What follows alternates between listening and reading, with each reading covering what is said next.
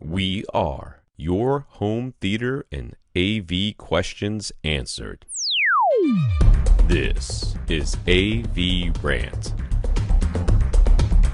Want your home theater or AV question answered by Tom and Rob? Send it to question@avrant.com.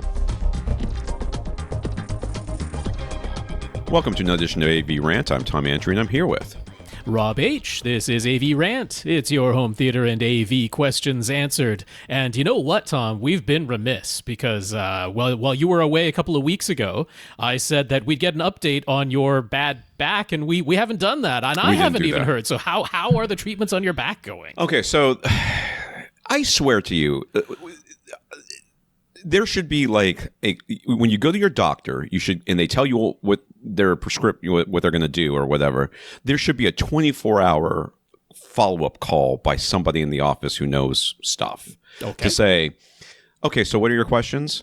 Because I felt like I asked every question and got them all answered while I was there, and then the next day, my wife was like, well, that day, and I was also thinking about stuff. I was like, I don't really know what they're doing. Like, I know what he said, but it just, you're so busy trying to process the fact that something's going to be done to or for you that you don't really, I think, have the ability to fully digest any amount of information. So you need like a little bit of a digestion time.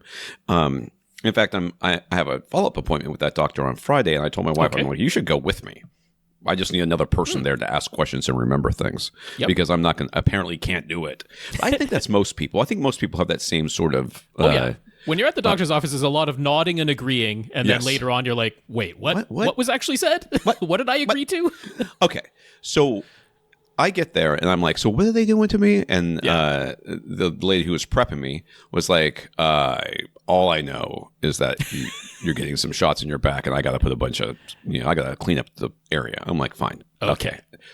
That's a question for the doctor when the doctor comes in. So the doctor comes in ready to give me shots, and I'm like peppering him with questions while I'm face down on this thing, and he's trying to numb me up and do these other things. So the gist is that I have two herniated discs, one that's more herniated on one side than any of the other discs on any of the other sides. And that's the part that's giving me the most problems. But because both sides are herniated, the nerves or whatever get inflamed, or, the muscles and all that stuff get inflamed on those sides. So what he gave me was 4 shots.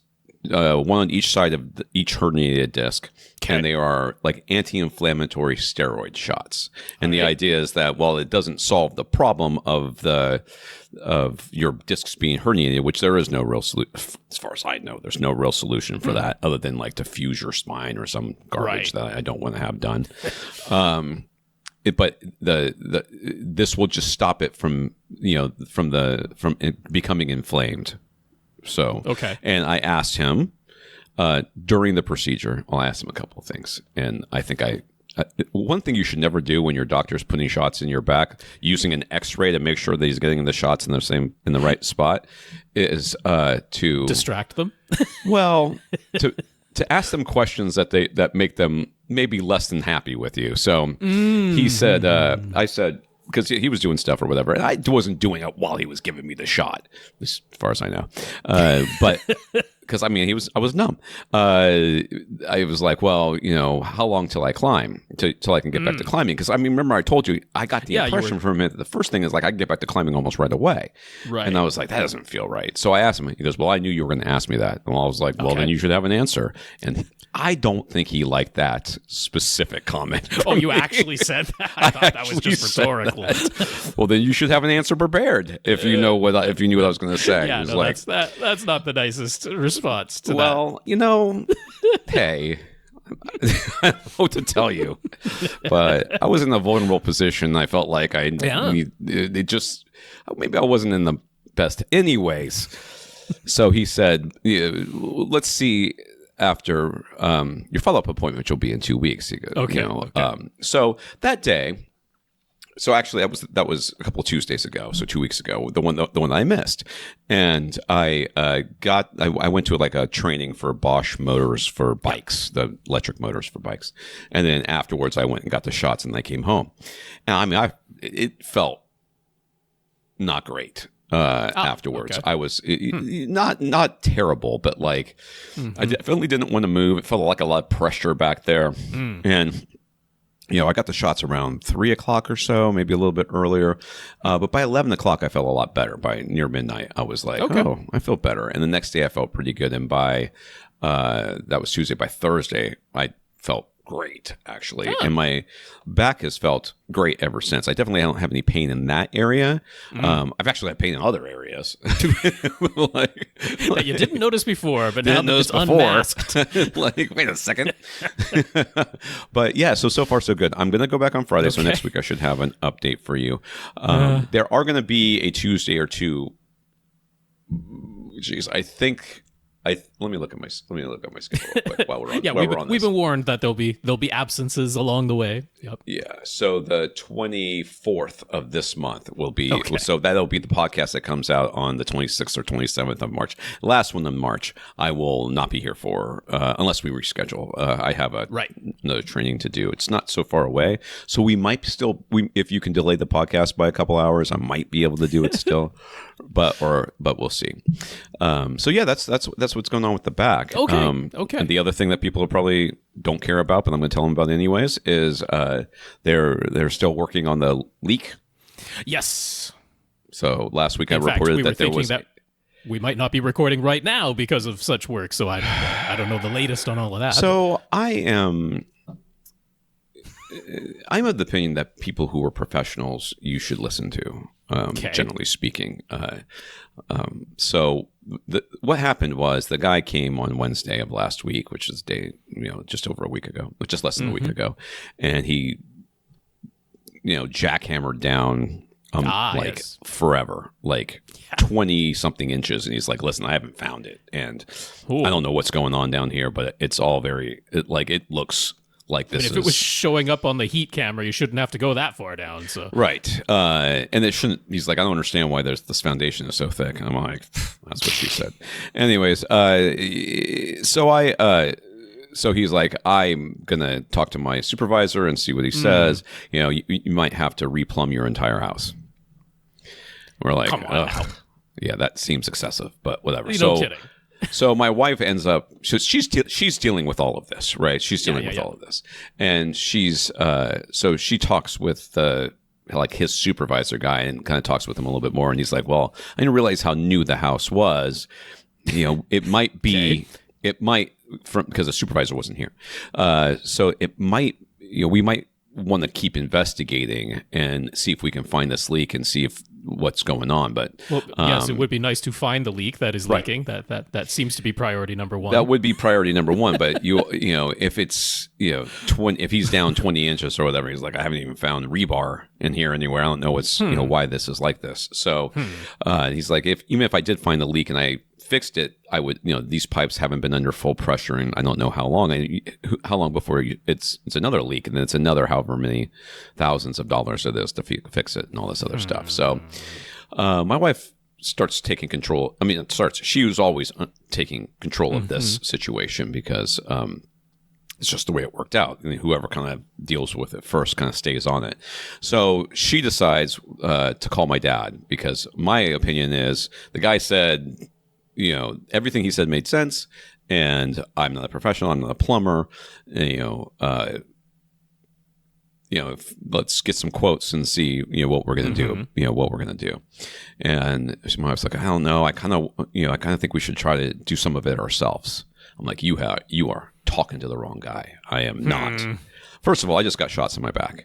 Yeah. Okay. I'm not going to get on my hands and knees with a 5-pound hammer and a chisel and start chiseling into a hole. This one doesn't sound like a DIY. This one, no. Doesn't. Right. But she's like, well, I'm going to talk to your dad. I'm like, okay, whatever. Talk to my father. My father's like, yeah, you guys should definitely do that. I'm like, that's easy to say from your house that has hot water and isn't leaking everywhere. So they do. They start chiseling away. And just last night, my wife was still chiseling away and she found a pipe. Is it the pipe? I don't know, but it is a pipe, and it's only 12 inches down, which is, means the guy just kind of missed it, but which is fine. I mean, it's not his fault, but I'm like, listen, it's a chisel and it's a pipe. No kidding. Don't you think it's bad now. We won't have any hot water if you break that pipe. Right now it's leaking.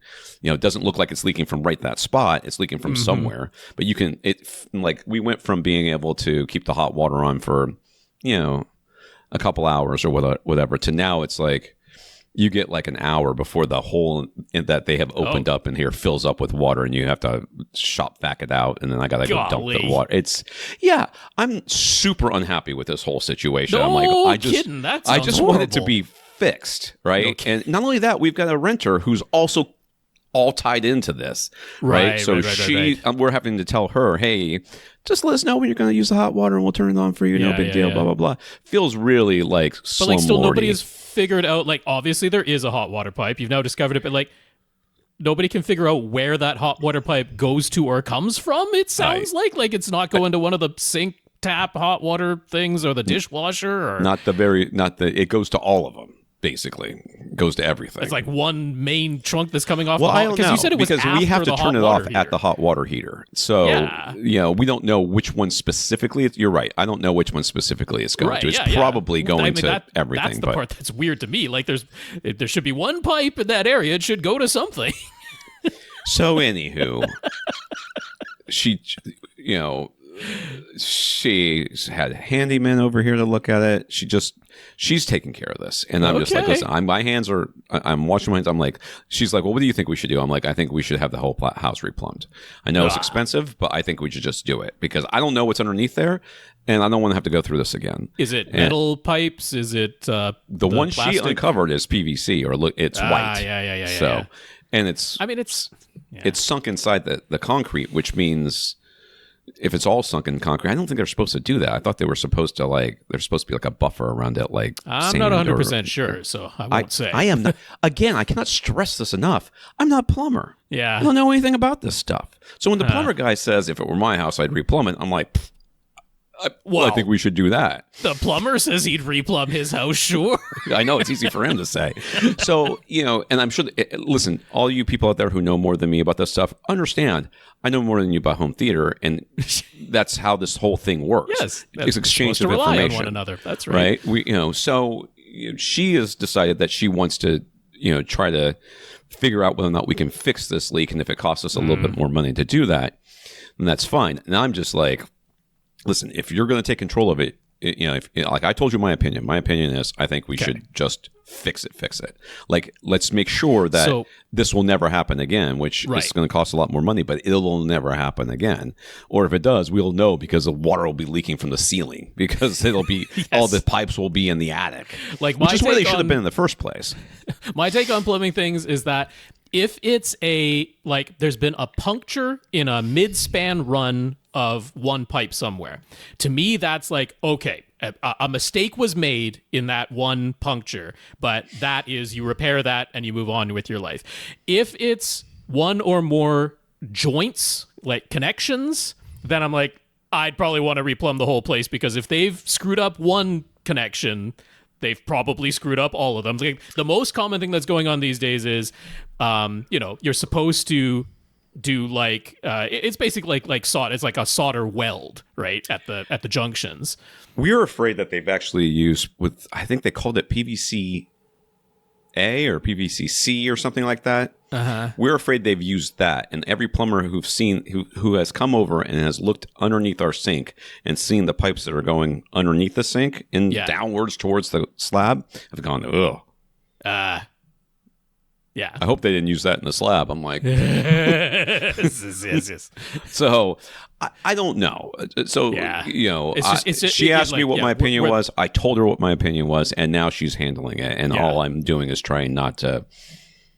I'm holding it, and I told you so for when we have to replumb the whole when it's the place. Connections and the joints, it's like, very often if it was done in a hurry, it's like it's all of them, because the most common thing is they simply don't heat up where the joints and where that solder weld goes. They don't heat it up long enough, so the solder melts just fine, and for a year or two all of the things are fine because the solder is literally holding things together, but it never actually fully bonded to the metal on both sides because they didn't hold the blowtorch there long enough, and so you didn't get that full on amalgamation of the metals together, and then you spring leaks within like 2 to 3 years. Happens all the time, and it's like all the joints eventually because they they tried to save time on every single one of them. But yeah, if it's like one mid-span puncture because something went in, then I'm like, yep, you fix that one thing and you move on.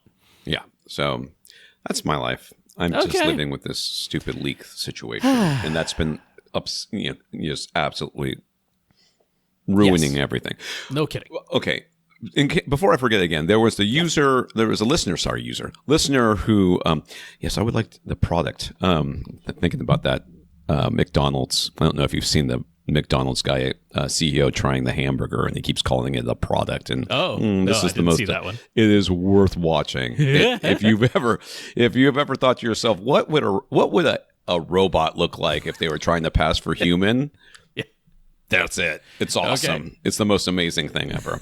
McDonald's took it off of their social media stuff, but everybody's got it. Yes, so it's been captured and reshared, I'm sure. There was the listener who said that he likes making speaker cables, and I need to reach out to them and see if they're interested in doing that and what it's going to take. If I'm recalling Scott, correctly. Reach out to me or remind me, Rob, and I'll reach out to them and get that going, because I'm about to order. So what I'm going to basically do is I'm going to do straight up runs from the floor, basically up to the elevation speakers, the height speakers for Atmos. Those are already 2 of the 4 are mounted. Okay. And ready to go. The other 2, I've got them ready to go. I just haven't gotten a chance to mount them yet because I needed to get something else, and then it was a thing. Anyways, I want to thank SVS personally, because for those of you that have ever mounted a prime elevation speaker, they have special mounts, right? Yep. They have special mounts. Wall mounts are that also double as ceiling mounts, but they're wall mounts, and they have like a little offset keyhole mounts. So the keyhole goes to like down at an angle instead of straight up and down. That way you can put it at multiple sideways or up and down. It'll both work. So I don't know why my brain doesn't work like it should, but it doesn't. So I looked at those mounts and then looked at the back of the speaker and went, this is definitely how this mount goes on the wall. And I put it up there, and I looked at it, and I looked at the back of the speaker and went, well, that's rotated 90 degrees. Yeah. That's not even...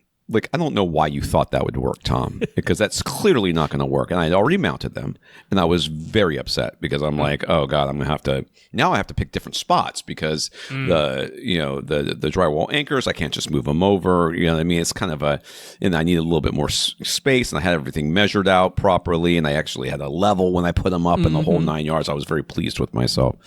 So then I took them off, and I went, let me just, and they're square. Ah, okay. So you can just rotate the mount 90 degrees, and it still fits in the same holes. I was like, oh my God, SVS is the best.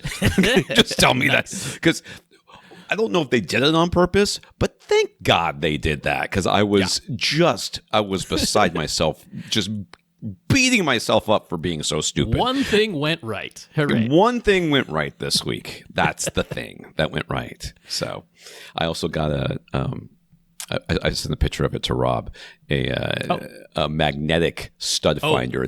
It's for just like our listener who was looking for the studs in lathe and plaster. I have metal studs in my wall, and no one can find them. Guess what? I can. I think that thing works great. Did I have to buy a magnetic stud finder? I absolutely did not, but it was like $15. It was right there. I just grabbed it. They're not outlandishly expensive, and they work nicely very often. So it's a good thing to have in your toolkit. It really doesn't hurt. Perfect. So I'm very pleased with that stupid purchase. I showed my wife. She's like, "Oh, yeah. Oh, I guess that makes sense." I'm like, "Yep." I'm glad I bought a $60 stud finder that I can't use. That's right. And that's $15 magnetic stud finder that I can.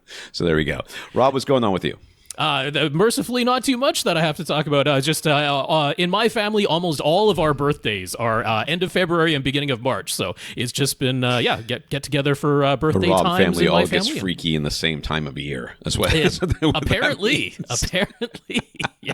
No, we got a pile of end of February, early March birthdays. So yeah, we just been doing some get-togethers for that. I've been doing all of the birthday present shopping again, like I do for Christmas. You know, everybody just comes to me, "Hey, Rob, order this for us," and that's what I do. So there you go. That's been going on. Rob, what would they do without you, Rob? I don't know. That's the real question. I don't know. So I've been watching almost exclusively Olympics. I'm still watching other things that I know who won, but I don't care because I want to see it. Yeah. Which has been very good. In a couple of minutes, we're going to have a listener, Karl, that I scrolled down to, and I saw what he suggested. And Karl, I did not know that was available, but we'll talk about it momentarily. Okay. Oh. But I've been watching. I honestly did not know. Again, no, it's very hard to know everything about any one thing. And I know nothing about so many things that it's amazing that I know anything about anything. This one, I didn't think that it was an unknown to you, so that's why it never popped into my head to even suggest it. Okay, but we'll get there in a second. Anyways, I've been watching the Olympics almost exclusively. I did watch the Skarsgård. Is that their last name? The episode on Saturday Night Live where one of them was the... I mean, there are many Skarsgård, so I don't know which one you're referring to. The one who was the Northman, whatever it was. Yeah, so that would be Alexander Skarsgård, I believe, was... I don't know. I don't know. But is his uncle the one that everybody, the older one who was in Stellan. He also showed up in the episode. It was he's the best part. But enjoy. That's about the only thing I watched other than Olympics. Just really. Are they just father and son? They might just be father and son. Those two. I thought he said uncle at some point and that's why I thought it was his son too. But then I could have swore during the episode he said uncle. So I could be wrong. In fact. So often I am. So well, there are many Skarsgårds, so maybe we're thinking of all the wrong Skarsgårds. We could be completely yes. I could look it up because there is a supercomputer literally in front of me right now. I could it has access to almost all the information and even more misinformation in the world. Sure so does. I could Google it if I wanted to. Every second, literally. But why would I do that when I could just not speculate? That's what we're used to. Speculate. Yeah, that's what we do. Rob, what did you watch? Because I know you watched something. I sure did. I am continuing on with our Oscar nominees, Best Picture nominees for this year. Oscar's coming up pretty darn soon. So, this week I watched Frankentstein. This is, of course, the newest take on Frankenstein. There have been many versions of it in the past, but this is Guillermo del Toro's version of Frankenstein. He wrote and directed it.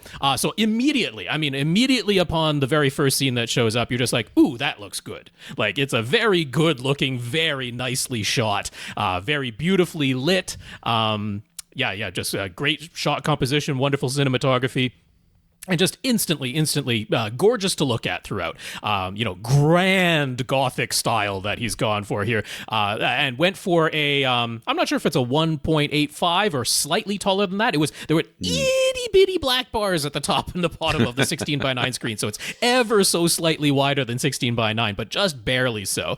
Meaning that, yes, once again, using the height of this image. I mean, there's some great scenes in these gigantic houses or mansions that are being used as many of the sets, and these like absolutely enormous paintings on the walls just dwarfing the characters that are standing beneath them, and all of that used to great effect. Beautiful to look at. So I'm gonna absolutely is gonna be. Everyone is going to be incredibly shocked that Guillermo del Toro is on the monster's side. You'd never guess coming from Guillermo del Toro. The man's got a theme and he's sticking with it. Yes. Who could have ever thought of that? But interestingly, this version of, and they just refer to it as the creature. So it's not even Frankenstein's monster. They refer to it as the creature. In this, the creature, that's more accurate to the book. I might be wrong about that. It could be, yeah. So, I don't. This is certainly not a completely faithful one-for-one retelling of Mary Shelley's Frankenstein or anything like that. It's certainly, had liberties taken with it. But this is maybe the least monstrous-looking monster that I've seen Guillermo del Toro do. He's got the very obvious scars patchwork. This is, multiple cadavers that have been sewn together to create the creature. Very much looks like a human. Now, the creature is portrayed by Jacob Elordi. Jacob Elordi is about 6'6" in real life, so he's already a very tall person. But they are using some camera trickery to make him look like he's about 7'6" compared to other people in this movie. But just looks like a very tall but normal and yet stitched together human being. He's not like, massively muscled or something like that. Doesn't have the bolt sticking out of his neck or anything like that. More or less looks like a regular human being. So what is Guillermo del Toro's take on the Frankenstein story and the Frankenstein myth? Because there are many different, ways Sure. and many different metaphors that you can go with in here. And to me, largely, he chose to go with, this is a story of fathers and sons. That's the predominant thing that's going on here, because we really start out with seeing there's a bit of non-linear storytelling, so we start in media res and then we flash back. But yeah, we see Victor Frankenstein, who's played by Oscar Isaac in here. So you've got a couple of rather strikingly good-looking men being Victor Frankenstein and the creature. Not going for ugly people here. That's for sure. Oscar Isaac isn't hard on the eyes, that's for sure. And neither is Jacob Elordi. So yeah, you've got I don't have to look him up. I know who Oscar Isaac is. You're going for some pretty monsters in this movie. Although he's not like they're not prettying them up in particular, trying to make them look a little bit disheveled and ugly in moments. But yeah, we go back and we see Victor Frankenstein's upbringing and the relationship that he had with his father. And then we're very much playing on the idea that the creature is a son to Victor Frankenstein, but a disappointing son, a son who didn't turn out the way that he wanted him to. That's really the type of themes that we're playing with predominantly here in this telling. Now, what I really, really liked about this movie, and I mean, you can almost hear Guillermo del Toro in the background of this, because if you've ever seen interviews with him, and it's like, the feeling I got watching this movie is, hey, everybody, would you like to come and see my movie? I like the movie I've made. Would you like to come and see it? Because I'd like you to enjoy my movie. It's like, that's absolutely the feeling that I got. Like, there's a smile on you. Like, even though there are some grisly and some, kind of gruesome and certainly some sad and some poignant things that are going on, it's like the overall feeling, I just really did have a smile on my face watching this movie, because the whole thing where they say, like, you can taste it when a meal is prepared with love, as opposed to just, these are high quality ingredients, but we didn't put much care into preparing it, versus maybe these ingredients are, and not the case here, but maybe these ingredients are a tiny bit lesser quality, but we really cared about how we put it all together, and it was made with love, and sometimes you can detect that. It's like, this movie was clearly made with love. It's like, is everything perfect and flawless about this movie? Could I level some criticisms at some of the dialogue? Sure. But it's like, this movie was made with love. And you can just, like I say, hear Guillermo del Toro in the background tell you, please come and watch my movie. Please enjoy my movie. I made this movie for all of us to enjoy together. Let's watch our Frankenstein movie. And that's how I felt about this. So you've got Christoph Waltz and Mia Goth also co-starring in this movie. So, it's a packed cast. Everybody is having the time of their lives in this movie. They are really having fun with it. Again, like I said, even though there are some grisly parts and it's like sad and poignant throughout a lot of it, it's like everyone is clearly enjoying their time making this movie up on screen. And that makes me enjoy watching this movie as it's going along. So yes, there are some certainly very on the nose little bits of dialogue, although I enjoyed the sort of, very accurate but a little bit heightened language, right? We're set in the 1800s that this is going on, and it's like, the scene of the lightning strike coming down and activating the creature. It's like, maybe you should have put those pure silver rods up on the pinpoint of this spire before the lightning storm began, but it sure makes for a more entertaining movie scene when the lightning storm is already going on and Victor Frankenstein himself is up there attaching pure silver spires to the very tip top of this tower that was created. Like, there's just some very fun imagery and some fun scenes that are going on with this. So yeah, it's interesting because the movie isn't played for fun, it isn't played for laughs, but I can't help but smile and chuckle, not in a derisive way whatsoever, just like I am enjoying watching this movie. And so yeah, it's quite lengthy. The structure is set up in sort of can't exactly call it two halves, because one section is much longer than the other. But I felt that was like, I think that was an idea from a much earlier draft, that maybe we were going to have multiple parts, and like we kind of got to, he's like, well, there's really only two parts that we really need to tell. I was like, there was really only one part that you needed to tell. There wasn't really a distinction, even though the movie almost took a break and said, okay, now we're on to part two. And it's like, we're kind of just continuing on from where we were. So, there's a few little nitpicks that I can level at it like that. But yeah, it's gorgeous to look at. It sounds great. The performances are a lot of fun. Yes, slightly over the top in places, but it's a grand time.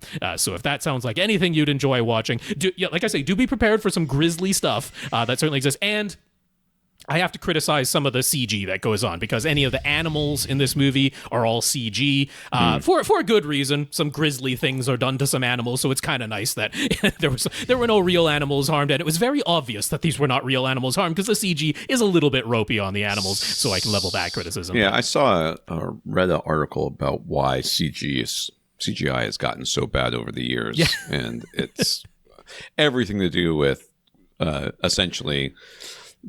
Studios for CGI these days set up, do one movie, essentially bankrupt themselves doing it, and then they're gone forever. And and that means that the studios think that's how much you have to pay for CGI. Yeah, that's right. But a little bit like Train Dreams, this is available exclusively at home on Netflix. You can't find it anywhere else other than Netflix. And similar to Train Dreams, you should see this movie as large as you possibly can, because that vertical scale is definitely part of the storytelling. It's a huge part of the atmosphere and the feeling and the immersion of this movie. And if you're watching it on a small TV from too far away, you are not going to be able to enjoy this movie to the fullest. So darken everything, get your room pitch black, get a gigantic screen, sit nice and close to it, turn up the sound, and join Guillermo del Toro as he says, let's come and watch my movie together, because I like this movie.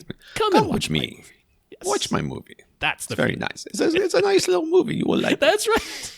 And there's a monster, and I like the monster, and I'm on the side of the monster. I'm sure whatever his accent is doesn't sound anything like whatever sounds just came out of my mouth. But that's the feeling. That's feeling. Good. Yeah. Well, I mean, that makes me want to watch it, I'll be honest with you. Oh, yeah. It's worth a watch. All right, this is AVRant, the podcast that answers your home theater and AV questions. Get your questions answered. All you have to do is ask by emailing us at question@avrant.com. Come to the website, find our shows or show notes, links to any products or articles that we'll be talking about here, which I literally used yesterday because I'm looking for speaker cable. I was like, Rob recommended speaker cable the other day. Where were you recommended it from? And I clicked on it. So they work. The links work. And again, they're not affiliate links. Parts Express. Belden bulk speaker wire. Yeah. Do I need 100 feet? Probably not. Am I going to buy 100 feet? You probably need 250 feet, Tom. I know the way things are going. I'm gonna put everything in the attic and run it down the walls. Let's see here. You can find our Flickr album is linked up there too, so you can follow along with the pictures that we'll be referring to throughout this podcast episode. You can contact Rob directly, rob@avrant.com. His socials is @FirstReflect. I'm Tom @avrant.com. I'm not really doing socials these days. That's right. Kind of over that. Did we say youtube.com/AVRant? Probably I don't know if we said it, but I've just said it now. /AVRant, youtube.com/AVRant. That's one it. of those. You can see the photos that we're referring to in real time as we're talking about them. I want to thank our listeners of the week. To become a listener of the week, support the podcast in some way. One of the ways you can do that is there's a hair. It's driving me bonkers. I can just see it waving in the breeze every time I speak. That's how they can support us, is with a hair, apparently. Yes, with a hair. Sorry. You can go to avrant.com, click on the Buy Us a Cup of Coffee link, and that'll send you to a PayPal donation site where you can use your PayPal account to transfer directly, or you can do you put your credit card information in there, which PayPal keeps track of, not us. We have no idea what it is. You can also go to patreon.com/AVRant podcast to sign up to become a monthly contributor. It's a new month, so our contributors have dipped slightly down to 120 at patreon.com/AVRant podcast. We have 120 patrons, down from 124, but Patricio just signed up last week, so he's in. That should be. Yes. He's in. So thank you to all the people who support the podcast financially. That's right. Once again, that is patreon.com/AVRant podcast if you would like to sign up or re-sign up for an automatic monthly donation. Yeah, so a big thanks to our 120 patrons who are there right now. Patricio, thank you for being one of the newest. All right, we got some notes of gratitude for keeping the podcast going from Patricio, Karl, Steve, John, Dan, Jorge, and... Oh, I said Karl, didn't I? Patricio, David, Steve, John, Dan, Jorge, and Karl, who I wanted to say last. Okay. All right. And I wanted to say last because he says he completely agrees with Rob that Train Dreams needs to be seen on the biggest screen possible, which he also just said about Frankentstein. And it sounds as though Tom needed to pay a little extra to get the ad-free version of Peacock during the Olympics. I thought I was paying for the highest. See, this was another thing that I did not actually sign up for myself. My wife did it, and I told her to get the ad free, but I guess she did not, because she told me she got the best one, and I guess she did not, and I never looked at it. So, not that it's her fault. I should have known, but whatever. Although live coverage still has ads, just like the live TV broadcast, and they replaced the TV ads with streaming specific ads, so it was just the same 3 spots over and over and over, which I'm seeing anyways. But it was kind of fun to sit there and mute the commercials and then try to figure out what drugs they were selling. Yeah.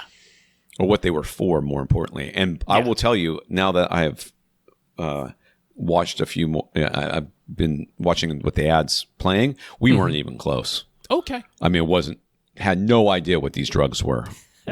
like one was like for schizophrenia, and I was way off. I mean, is that what it looked like it looked like I don't know what I thought that drug was. Is that what you were peppering your back doctor with? Just asking him by brand name about all the drugs that you've seen on ads? Hey, while I'm here. That's right. Should I be taking this drug? What? They told me to ask my doctor. You're my doctor right now.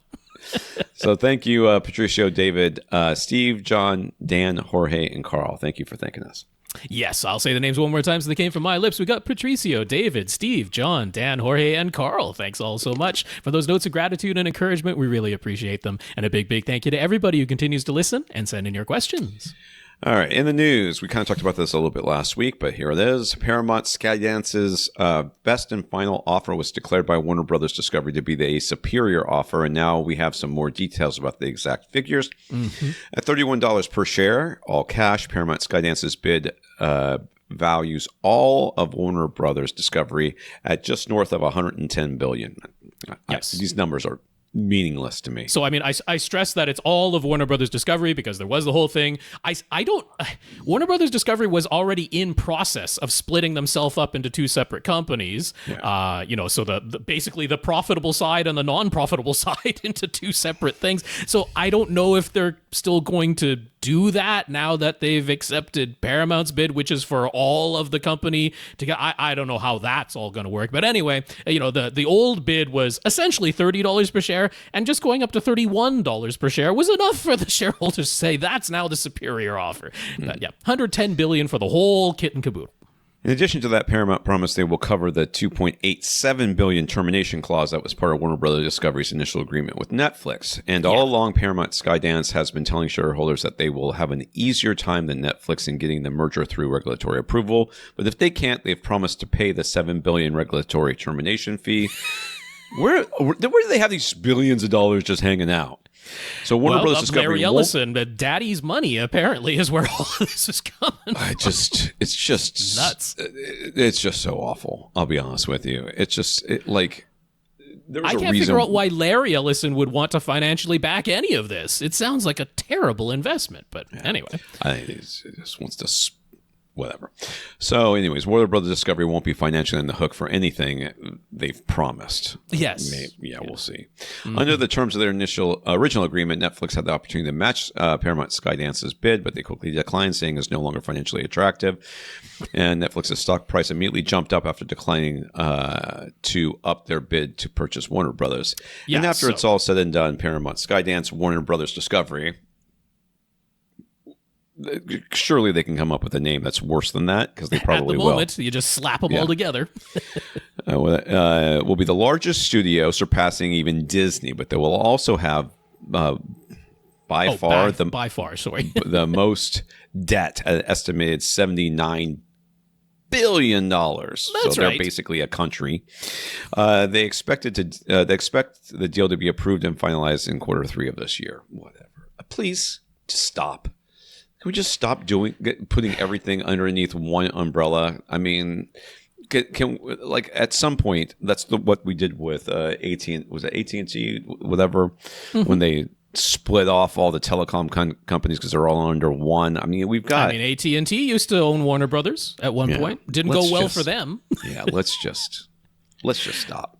We can't have everything being owned by the same person. It's just, now like most of the major news studios will be under one banner. Like, what's the point? We were supposed to have competing, that's what makes supposedly capitalism great, is competition. Is this competition? And it really doesn't sound like competition when one person owns everything. We're going back to the robber baron era. It's haven't learned from any of that history. I don't think there's any going back to it. I think we are there. Well, that's what I mean. We have regressed to it. For a stretch of time, that wasn't the case.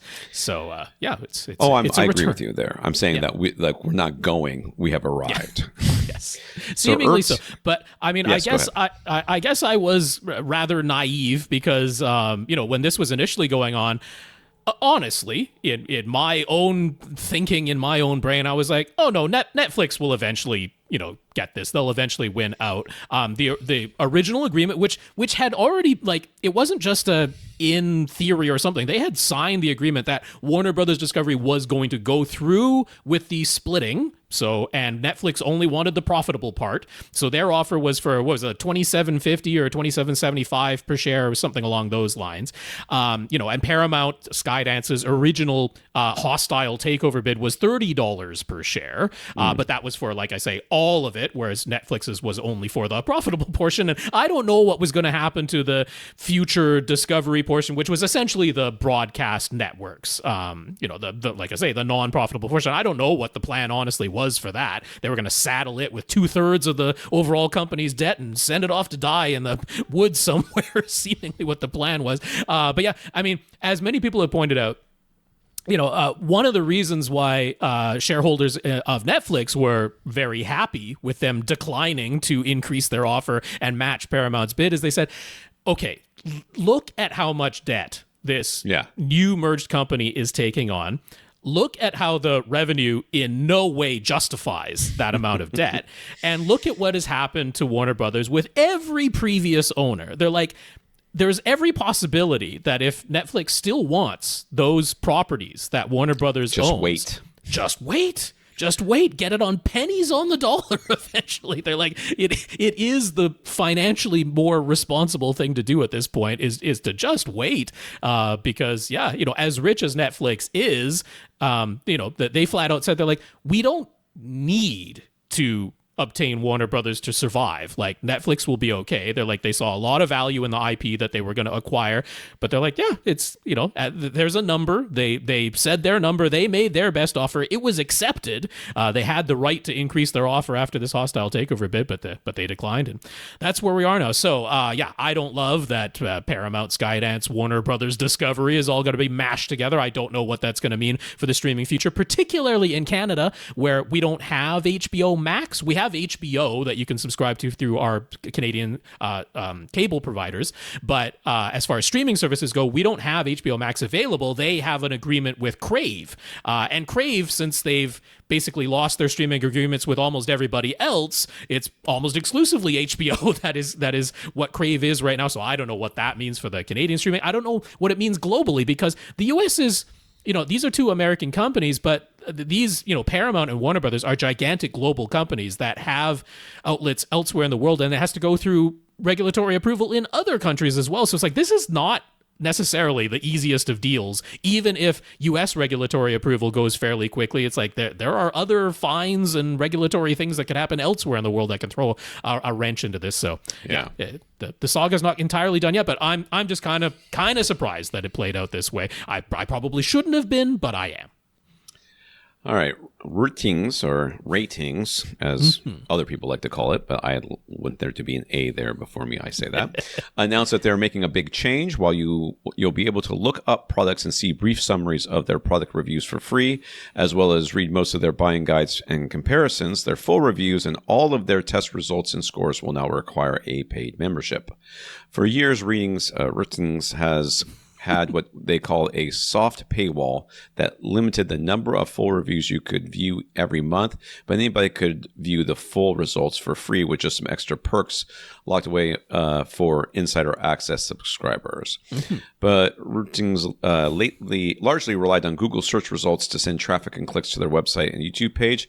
And as they describe in their reasons for this new membership requirement, Google's AI summaries and search results have killed that business model for them. Google does suck, honestly.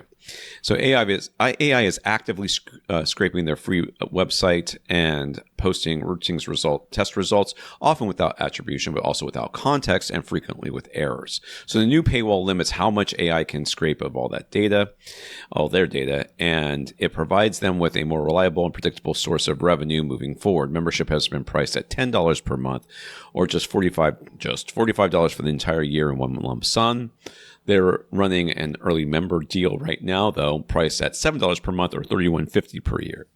Yes. So I know Rob already signed up for it. I signed up for the year. I mean, I peruse ratings quite frequently. Yes. I find their reviews very useful. I find their data very useful. So it is worth it to me. I don't mind supporting them one bit. I wasn't against doing the insider access, but I didn't quite have a need for the limited amount of perks that were being offered there. And I wasn't necessarily digging into the full review data more than 10 times per month, which is what the soft limit was prior. But I had certainly consider the idea of just throwing support their way. But yeah, I have no problem doing this. I did it for The Verge as well, which similarly, they're like, if you want any sort of independent reviewing, independent journalism, it's like, The Verge has been talking about this for ages. If I was like, they call it Google Zero. They're like, it's all going to go to zero when, you can just type in whatever it is that you're looking for and you get an AI summary. And whether it's accurate or not, a huge number of people are going to stop there, even if the AI summary provides links to the supposed sources from which it drew its information. Yeah, many people are not going to click those links, and oodles of people are certainly not going to scroll, basically down an entire page on the web page to start finding other results to click to. And so, multiple places are just like, well, what are we going to do? Either we increase the number, the amount of advertising, we try and put in, robot.txt scripts to say, hey, don't scrape my website, which all of the AI companies completely ignore anyway with seemingly no consequences. What are companies like this to do? I respect what Ratings does. There are a lot like Consumer Reports. They just buy the products that they test outright. They don't rely on review samples that are sent to them by the manufacturers. They just purchase at retail the things that they test, and then they have very limited advertising on their website, but they are completely separate parts of the company. They're like, what they're advertising has nothing to do with the products that they're reviewing, and they don't accept advertising dollars from manufacturers that they are reviewing. They keep those things completely separate and independent. And largely they were getting their funds from affiliate links, because they do provide affiliate links, but that's a pretty small commission that you get on those things. And then the number one place that they were getting their money was from licensing deals to say, hey, we've given an award if you would like to advertise on your product that this is a ratings approved product with a high score. They will license that to a manufacturer. That was where they were getting most of their revenue from. And now that the clicks and the all of their information is just being scraped and delivered to free by AI, they're like, that business model just does not work. It just cannot work. So they have to go to subscription only, essentially. And I support them in that. I think that that's my opinion of it, but I support them in that. I think the price that they're charging is very, very reasonable for the amount that they provide there. And if you only need to look up a few things, you do it for 1 month. Right now it's $7, and then you just stop the automatic renewal. After that, you can cancel anytime. So there you go. But it is a change. It's worth noting. It is. Yeah. Let's get to the questions here. Infinite Gary, who we skipped last week because it was lengthy and we were towards the end of the podcast. These days, whenever someone asks online which picture mode they ought to use for the new TV, the typical response is filmmaker mode or ISF dark, if the TV has either of those or both of those available. Mm-hmm. From what Gary can tell, either of those picture modes doesn't tend to come closest to the industry standards right out of the box, at least in terms of the correct D65 white point with reasonably accurate colors and having motion smoothing turned off. But what about the gamma and the actual nit output level? Technically speaking, the standard is 2.4 gamma with 100 nit peak for white for SDR, correct? So yeah, I just want to do a little clarification on that. Because now they've updated to, instead of just saying 2.4 gamma, they are doing a BT 1886. A formalized, completely quantified gamma curve for SDR. So BT 1886, if you're in a completely darkened room, is equal to gamma 2.4. So it's not like saying gamma 2.4 is incorrect, but BT 1886 allows for scenarios where the ambient light level is higher than a 5 nit ambient light, which is very, very dim room. It allows for your ambient light to be higher, and then the tone curve is shifted along that curve in BT 1886 to account for that and to keep things in the shadows still visible when you have a little bit higher ambient light. So yeah, technically we'd be on BT 1886 now when it comes to gamma. And the 100 nit peak white is, again, technically correct. The actual peak nit level for standard dynamic range is 100 nits, but virtually all calibrators will allow it to go up to 120 nits because there is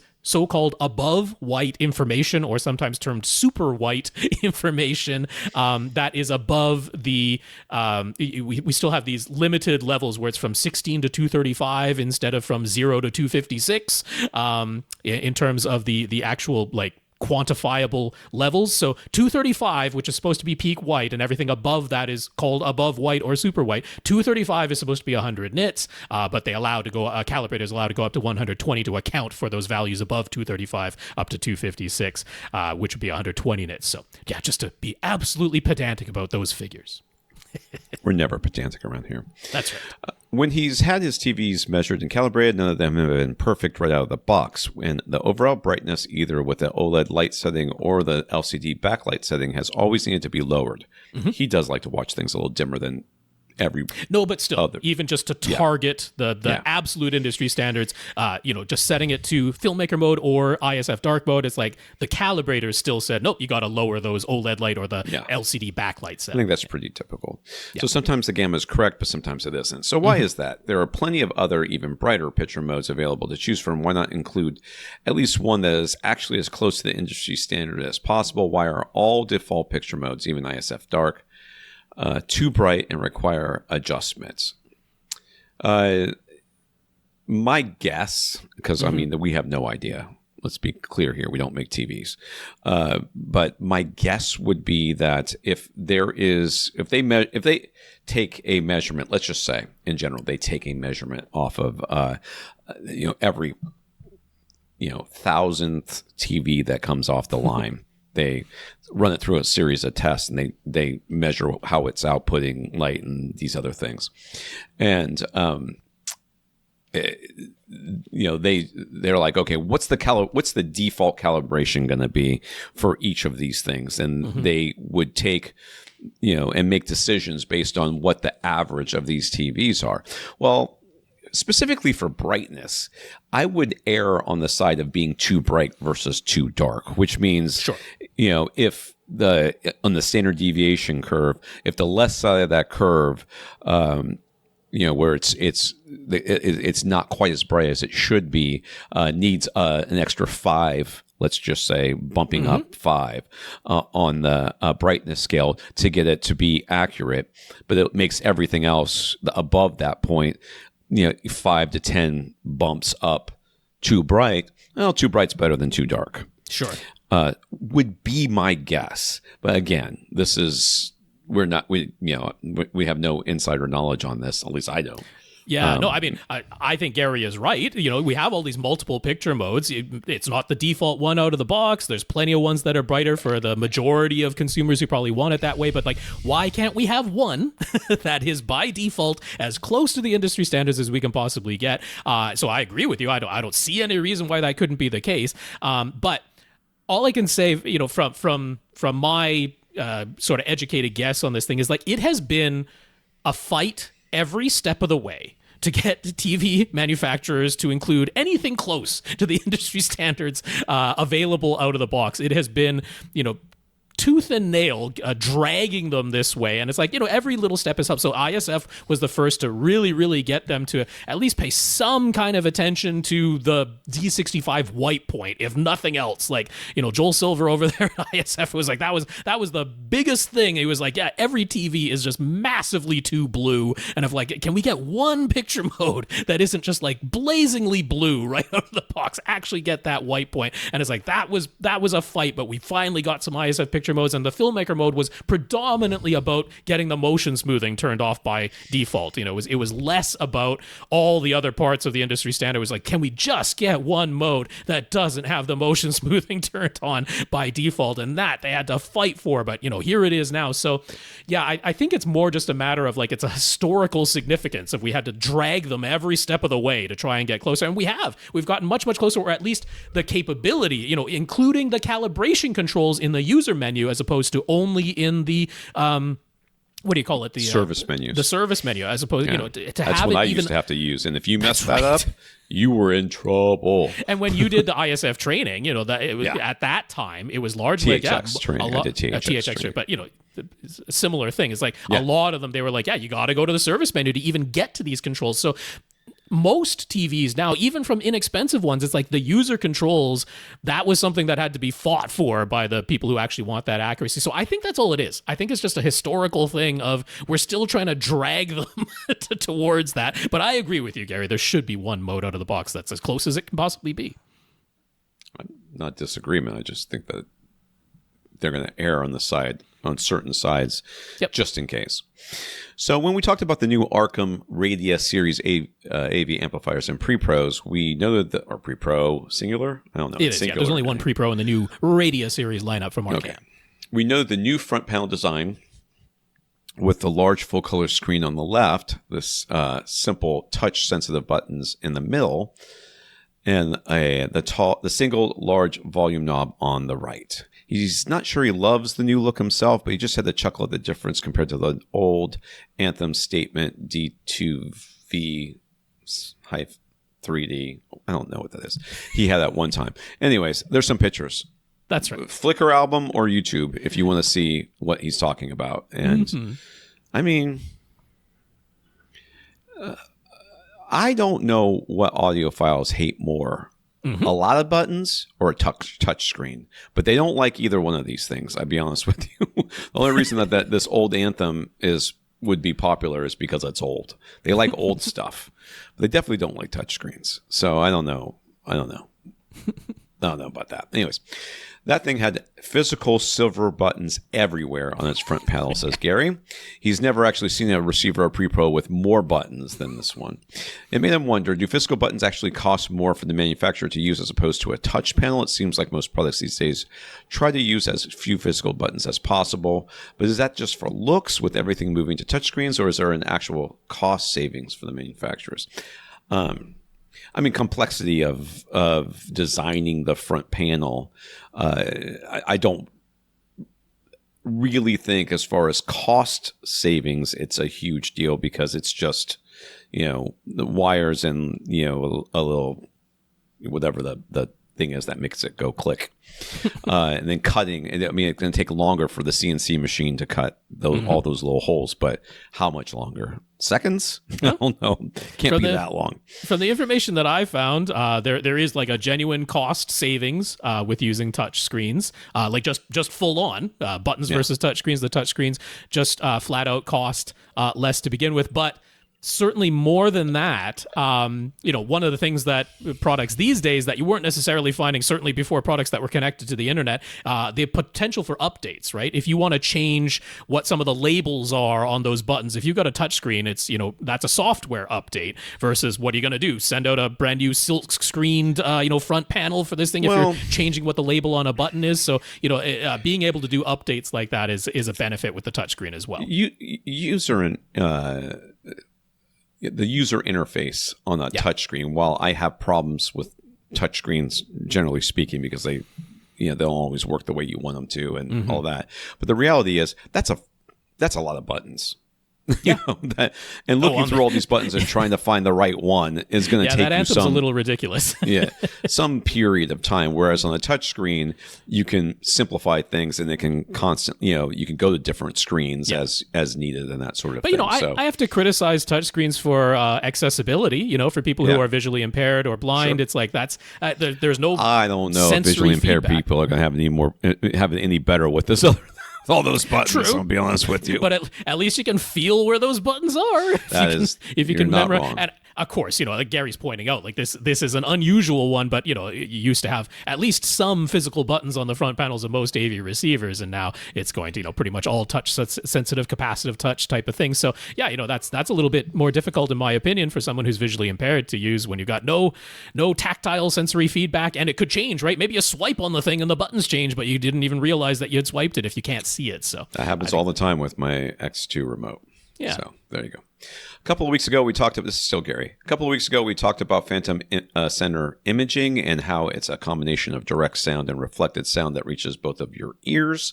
So between your left ear and your right ear, if there's a difference in either the direct sound or the reflected sound, the illusion that all of that sound is coming from the center speaker isn't as convincing. So continuing on from that a little bit here, let's say you address your room's acoustics as much as possible, and the reflected sounds are as close to identical as possible, hitting both of your ears, in theory. At that point, you're only focusing on speaker toe-in. What's going to result in the most precise center image? Would having the speakers aimed directly at your head always result in the most precise center image? I can tell you right now, Gary, stop using words like always if you want me to in any way agree with you. Not that you have to. I'm just saying that always is never true. It's just not. So could you actually determine the very best toe-in visually, or via calculations of the toe-in angle, as opposed to just listening and using trial and error? So you've treated the room acoustics as best you can, okay, in your theory right here. Yeah. So if you're in an anechoic chamber and you have the clipple measurements and all that other nonsense that you might potentially have for a speaker, you could, in theory, say, I need this speaker to be exactly this much. I need to listen to it this much off axis in order to get the best possible or most accurate sound. And then you could just set the speakers up that way and say, use a protractor or whatever it is that you're going to use and get the angle just right. And that's going to be it. But the reality is that you're not going to be in an anechoic chamber. No. You are doing your best to get the reflected sound to sound as identical or as muted as possible so that it's not messing up the direct sound. And that's not going to be perfect, which means that angle that is the best angle to listen to that speaker based on measurements is true in an anechoic chamber is no longer true in your room. So you are going to have to do some listening in order to just make sure that the angle that you're, when you set these up, if you do use that angle, let's say, if you knew what it was, you would first want to listen to it and go, okay, well, how does it sound? And then if it doesn't sound right, or if you test a couple other angles and go, well, this one's a little bit better, you're not surprised because you know that that's possible. Certainly can't say that having speakers aimed directly at your head is always going to be the most precise center image. Never, to be honest with you, in my experience, but go on. Yeah, we have a great example of the recent Arundel 1610 series that they just brought out, where like the manufacturer says outright, they didn't design it for you to have your ears perfectly level with the tweeter. They actually want your ears level with the mid-range driver that's directly below the tweeter. So that's one thing that's slightly unusual. And then by their own clipple measurements and their own intentional design, they're like, they focused on the clipple predicted in-room response to have the shape that they were going for, the target in the frequency response that they were going for the predicted in-room response, and if you look at only the bang dead on axis response, it's not a perfectly flat anechoic line, which traditionally has been what you typically aim for, and then attempt to make the dispersion and directivity of that speaker such that it all works out to the correct estimated in-room response. They're like, we've got the off-axis response that we want, we're focusing on the estimated in-room response, and that resulted in a bang on axis anechoic frequency response that isn't a perfectly flat linear line. So you aim that one straight at your ears with your ears at tweeter height, like we would normally say for most speakers, and it's like, well, that's not even how Arundel intended for you to listen to those speakers. So certainly can't say always. That's a clear objective one that we can point to in that case. But yeah, it's really always going to come down to some small amount of trial and error at the very least. Yeah. Because even in it's a good place to start. Don't get me wrong. If you know what this off-axis angle or on-axis, that's how they're designed to be used. You always want to. I would always start there. Oh, sure. But I would not. You got to start somewhere. Immediately, yeah. I would not immediately go, well, this is it. I don't even have to listen to it to know that it's good. Like, but even in a well-treated room, things are not perfectly symmetrical. Yeah. They're not, perfectly uniform. There are little imperfections in any room, such that, for the absolute most precise center imaging that you could possibly achieve, it's always going to require some trial and error. So Gary used to use a Logitech squeeze box. He misses it. He thought it used to provide terrific clarity. Unfortunately, our memories are such, Gary, that I would view that memory with a little bit of skepticism. But let's go on. It was a very well-regarded and highly reviewed device, though, so I really don't question that. It probably played things very nicely. I don't think it was nice. To question that. Yeah. So just over a year ago, he bought a Grace Digital Mondo Elite Smart Internet Radio. Clearly, it must be better because of the number of names associated with it. If by names, Paramount, Skydance, Warner Brothers, Discovery, why not? The more names, the better. I think that's why this is AVRant. We're going to change the name of the podcast to AVRant, the podcast. I don't even know how much further we could go with that. AVRant podcast, home theater, advice, news, reviews. Sure. And Tom says stuff to piss people off. It's the Asus Republic of Gamers Xbox Ally X. That just rolls right off the tongue for that handheld. Anyways, he bought the Grace Digital Mondo Elite Smart Internet Radio. Whoever named that should honestly lose their job, to use in place of the squeeze box. To his ears, it sounds more compressed and a little bit thick or muddied. It's a bit tough to describe.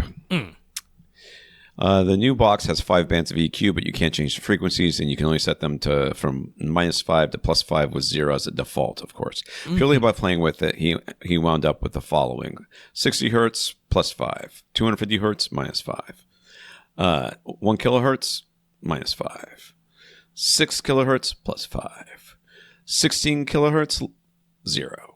So, hold on a second here. Could we describe in more subjective terms? A V-curve shifted down a bit. Yes. Could we describe in more subjective terms what EQ settings like that have done to the sound? It's as good as he could get it sounding to his ears, but what have EQ settings like that actually changed about the signal in descriptive terms? I mean, you're taking, I would call it, I guess, the mid-range. It's not really the mid-range. It was upper bass, lower mid-range, and the mid-range frequencies. Yeah, the one kilohertz is mid-range for sure. Mid-range. Yeah. And you're basically not killing it, but you're bumping it down. Yeah. I'm actually surprised that you left the 16 kilohertz at 0. I would have guessed that would have been bumped up. I mean, I gotta say, in terms of like preset frequencies that you can't change, these are strange selections. These are in love with strange frequencies to have chosen as the defaults. I mean, I'm not blaming you. Nothing you can do about it. But Grace, clearly, Grace but to Digital go from 250 all the way up to 1 kilohertz with nothing, and then 60 kilohertz. Why 60? That's a strange one to me. But 16? In 16. No one hears. I mean, most of the people hearing much of that anyway. So Yeah, I mean, bumping 16 it or is leaving it alone is way probably too not. high for that to be one of the only 5. Yeah. I mean, 6 kilohertz. I mean, I'm not opposed to 6 kilohertz being amongst them, but that's It's awfully close to where the tweeter often crosses over into the mid range, though. I'm a little... No, that's about an octave higher than most, or maybe even 2 octaves higher. Yeah, because most are 2.5, 3 kilohertz between the tweeter and the woofer. But yeah, no. So I mean, yeah, like I said, you put in a V-shaped thing here. And I mean, what I'll also comment on is like by trial and error, in order for you to like notice the difference, you had to go to the maximums, right? Now we're only talking +5, -5, so that's not like a huge amount, a crazy amount. But it's like, yeah, you had to, all of these people talking about, I heard this half a decibel difference. It's like, no. It's like you got to make more significant changes than that for it to really be noticeable. So I'm glad you were willing to admit that you went to the maximums on these things to say that you really heard a difference. But yeah, like 60 hertz is lower than people think it is, right? 60 hertz is part of the physical kick you in the chest bass. It's not like, the low notes on a piano. Like, yes, a piano can play a note that's even lower than that, but that not commonly used in music. It's like, that's not really the musical, but that's pretty darn deep bass. That's pretty darn tactile bass. So you increase that, so you're giving yourself some more tactile sensation for as low as this thing allows you to adjust. Yeah, the upper bass / lower mid-range at that 250 hertz, the 1 kilohertz, which is definitely vocal mid-range, you've lowered that right down. So I don't know, maybe this had a mid-range frequency boost in it by default. Maybe, that's not uncommon. Maybe they're like, hey, let's make voices as easy to hear as possible to the detriment of everything else. And you've reversed that. 6 kilohertz is abnormally high to be the only treble control that you have, or a little bit low for the next step to be 16 kilohertz, which is basically inconsequential, which is probably why you left it at 0, because you didn't notice any difference up or down. Because at Gary's age, you probably aren't hearing much at 16 kilohertz full stop. Oh, God. Here comes the emails. Angry emails, I can hear stuff. Yeah. But 6 kilohertz, it's a strange frequency to choose, but you've boosted that right up, meaning, this thing probably had a bit of a mid-range hump in it, and you've put in the reverse of that. So that's not uncommon. Not really. It's weird. The other one that's common is exactly what you've done. It's boosted bass and boosted treble with a scooped out mid-range, in which case you would have had the reverse of this to make it sound neutral. Yeah, this doesn't surprise me, because it's not when you don't have something that's flat, you either have the mid-range boosted or your mid-range cut. So that's right. That's kind of how it works out. Is it Bose or is it the old version of Klipsch before they got bought up and started becoming more neutral? So we mentioned the electronics that we repaired. Do we have any stories about AV purchases that we wound up simply throwing away when repair either wasn't possible or not worth it? I mean, so many electronics are thrown away. I mean, let's be honest here. I mean, we've all gone through multiple cell phones, right? I mean, and iPods and players of different types and stuff. I think like he means that. home theater electronics, though. For home theater, many moons ago, I got I had a 2-channel system that I was using from Emotiva, like the RPA1 or something. I don't remember what the other one was. The amplifier. No, maybe the RPA was the amplifier. Anyways, there was a 2-channel system, and I used the amp and the processor that for stereo listening a long time ago, and it all went into storage when we moved to Australia. And stayed in storage the entire time. When I got back, amp didn't work anymore, and the amp is the only thing I really cared about. When I got back to the States, I was going to hook up the amp as being the power my mains sort of thing, and that was just broken. It just didn't work, and I contacted Emotiva, and they're like, no. I'm like, okay, great. So I sat on it for a while thinking, well, maybe one of these days I'll do something with it. And I didn't have anything to do with the processor because I didn't have an amp to do with, and then what was I really, they matched. It was like a whole aesthetic thing. And instead of fixing it, which didn't really have any motivation to do, I just waited until my house flooded and I threw it away. Because it was in the garage. It did not survive. So I was just picturing that when Gary was writing this question, he was just rubbing his hands together because I think he just wants me to bag on Epic subwoofers, which is fairly easy to do since they're no longer in business. But yeah, so that was one. I had one that was perfectly functioning well, and I sold that on, and it's still living its life and performing well for the person that I sold it to. So no problem with one of them, but one of them arrived never working, and it never did, and I never got it repaired, and that ended up just getting recycled at some point. I had another subwoofer. So let's see, the first ever surround sound system I bought was a home theater in a box, an RCA branded home theater in a box way back in the day. And that thing would still work if I hooked it up. I don't have it in use right now. But the second system I ever bought, I had a Polk subwoofer that came with that, an 8-inch Polk sub. And I exploded that thing. I tried to get a whole lot more bass. KLH bass module that I basically immediately broke. Too. Yeah, so I'm sure the amplifier could have been repaired, but that one just got recycled and replaced. I ended up that's when I learned about HSU back in the day. that was a substantial difference from an 8-inch Polk sub to an HSU 12-inch sub. That was a noticeable upgrade. But largely responsible for where we are today with me talking about this stuff on a podcast every week. Let's see. The Kenwood receiver that I got after that RCA home theater in a box. Honestly, that thing was fine, except that the component video completely crapped out on it at one point, and I was ready to upgrade anyway. I still have the Yamaha receiver that replaced that Kenwood, but the Kenwood went off to recycling. So those are my stories. All right. Gary has a new puppy on the way. He's already chosen a name. It's Sparky. There's a picture if you want to see that on the YouTube channel or the Flickr album. Naturally, Sparky's playpen will need a surround sound speaker setup. A quadraphonic setup is the plan. It is Gary. For the moment, a pair of... he's not joking? This is not a joke. He is not joking whatsoever. Oh, that's... Sparky gets disturbing. For the moment, a pair of Revel M105 bookshelf speakers have been set up, but Gary is using this as an excuse to buy and try out some new speakers. Yeah. So what are our recommendations? 4 speakers, not too big, nothing to panic over if it gets knocked down at some point, but something fun to try. Yep. I do not know what. Okay. I don't know how to answer a question about a dog's quadraphonic.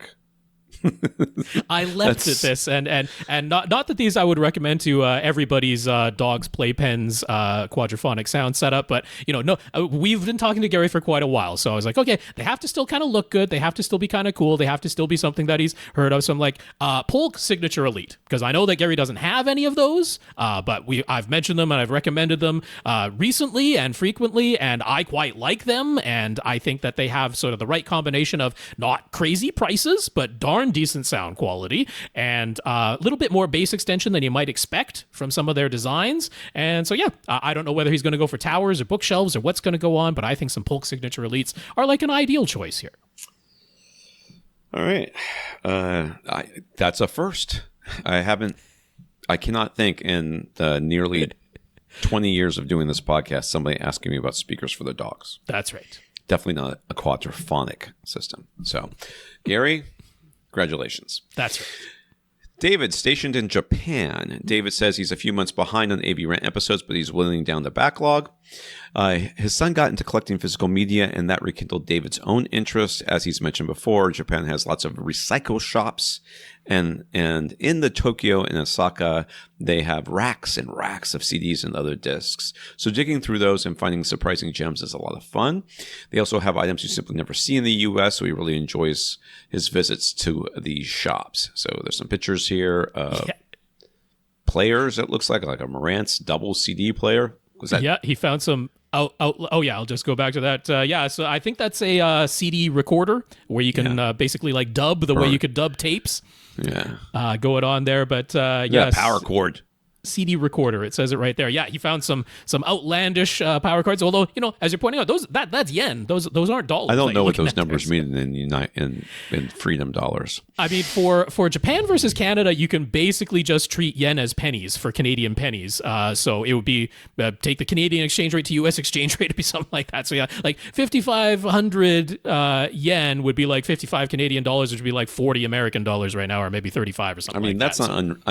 I'd pay that for a power cord that look that stupid. I would definitely. Right. I mean, I would do it because it's not an outlandish amount of money. That's right. It's a very stupid looking power cord, which I can get behind. I mean, but he found all sorts of things. So he just snapped some quick picks because he's just like, that's. And when I say stupid, please understand that I mean that it's overbuilt for no real reason. But at least it's shiny and it's got a good cover on it, the sheath on it. I'm kind of down with that.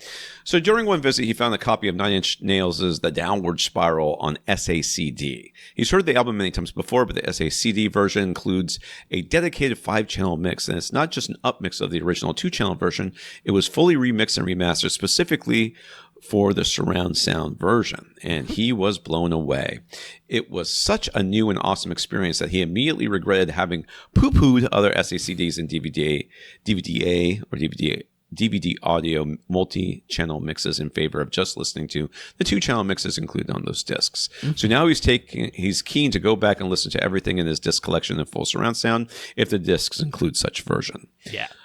He already owns the Denon BDP 1611 UD universal disc player, but he actually wrote to us about it before. The only way he can output the multi-channel mixes is via HDMI, but his Denon X3500H receiver won't accept its HDMI signal unless he sets the receiver to only use standard HDMI bandwidth. Unfortunately, as he's detailed before, he cannot set the standard versus enhanced HDMI bandwidth on the 3500H on an input-by-input basis. It's either all or nothing for the rear HDMI inputs. And he simply didn't want to deal with the hassle of having to manually toggle that setting back and forth.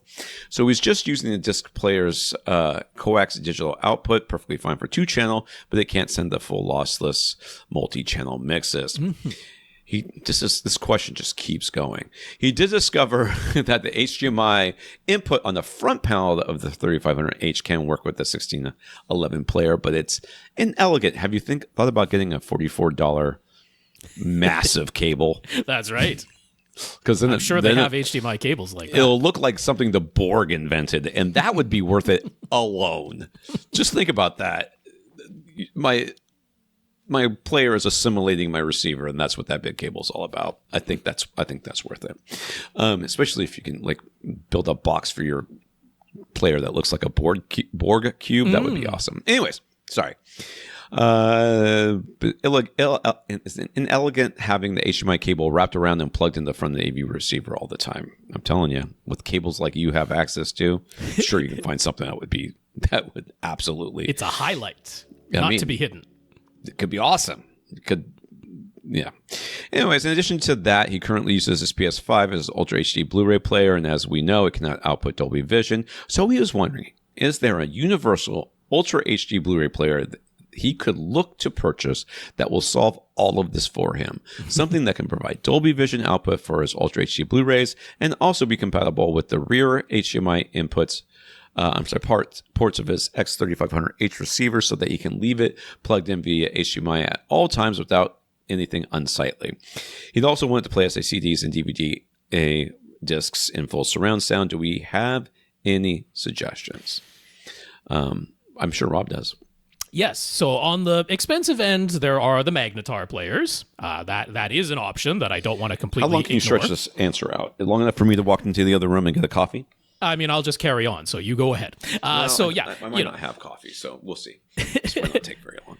But yes, the Magnetar players are an option, so I wanted to mention them. But he wasn't particularly looking to spend that much. So Sony's disc players would be the one to look at. And specifically, I would point you to the UBP X800M2.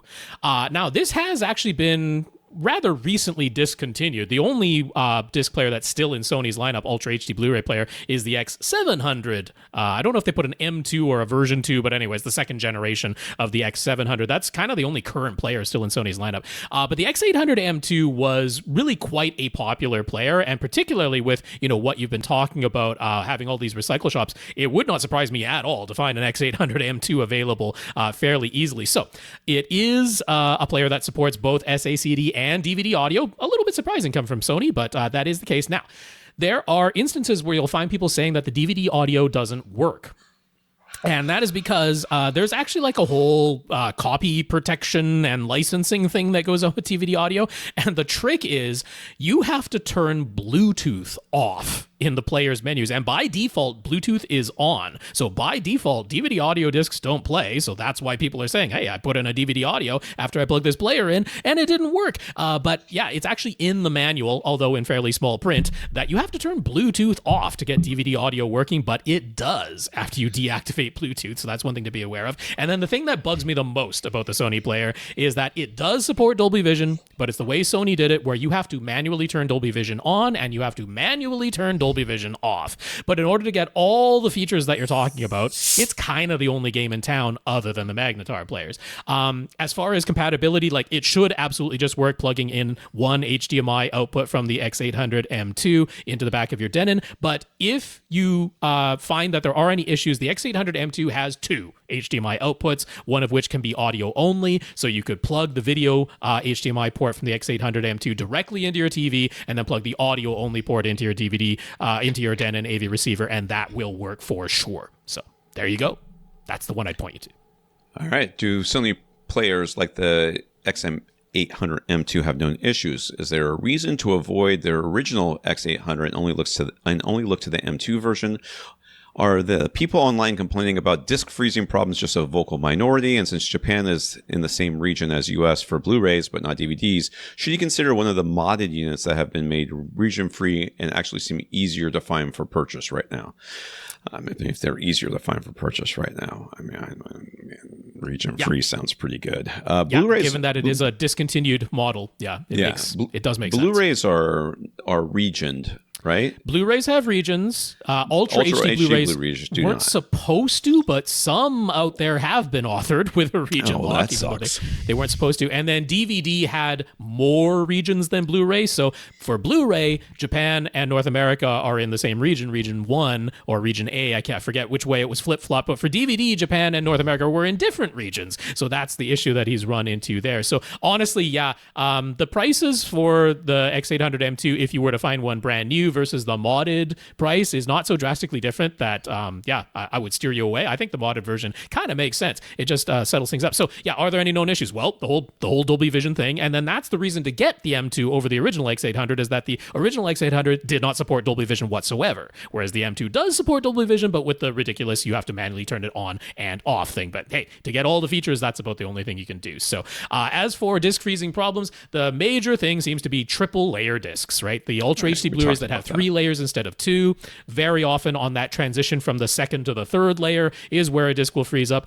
That's kind of universal with any player that you can get these days, and very often, like, you can't see anything on the disc, but just wiping it gently with a microfiber cloth, because there's very often a little bit of residue straight from the factory. Like, this is a brand new disc in the shrink wrap, but there's often a little bit of residue left from the factory, and it's just enough for that third layer to be unreadable by the laser. But yeah, if there's any blemishes whatsoever, it can be an issue, but that's going to be the same with anything. You've probably run into that with your PS5 as well, because it happens to that too. It's not clicking. Okay. He has seen much hand-wringing online from SACD fans about getting DSD output without any conversions to PCM. Can the Sony X800 M2 plus his Denon 3500H do that? He seems that there's some very strict copy protection for DSD output from SACDs, so HDMI with copy protection seems to be the only way to output the full quality signal. Will he be limited to using DSD to PCM conversion? If so, does that actually even matter? There's no world in which I think it matters. It objectively does not matter. They are both lossless. DSD is lossless. PCM is lossless. They are two different digital ways of accomplishing the same thing. DSD, if you're not familiar, is 1 bit. It is a 1-bit system, meaning it is pulse width modulation, right? The line either goes up or it goes down because it is a 1-bit system, on or off, up or down. That's all it can do. But it draws that line in the megahertz frequencies and then puts it through a low pass filter to get rid of all of the crazy high frequency noise that would be in that signal. signal. PCM stands for pulse code modulation as opposed to pulse width modulation. So you have a set number of bits, 16 or 24, or in some crazy cases 32 bits, but the word length, the number of bits is always the same. And then you change the code, the combination of ones and zeros, to provide different values, which are the amplitude. It's how loud it is given the different value, and you draw your line that way. But they are both lossless. You can interchange them. The chips to do the conversion work flawlessly these days. There's no degrees of how good it was. It is absolutely lossless. So ultimately, it doesn't matter. But the thing is, if you have applied any sort of bass management, if you want to continue using any sort of room correction, that is all going to be done in PCM inside of your AV receiver anyway. So the Sony and the Denon that you have, they absolutely both support DSD in both sampling rates that DSD offers, which are both ridiculously high in the megahertz, but there are two different sampling rates that could be offered, just like how there's 48 kilohertz or 96 kilohertz in PCM, or more than that in PCM, but there are two different frequencies that could be used in DSD, and both the X800M2 and your X3500H support both of them. So if you set the Sony to output DSD directly, it'll do so. The X3500H can accept it. If you use the direct or the pure direct listening mode only, it will play it back for you with no conversion. So you can do it. But as soon as you turn on any sort of room correction or bass management or anything like that, it's going to convert it to PCM anyway. If you had the X800M2 converted to PCM ahead of time, it would make no difference whatsoever. It's completely lossless.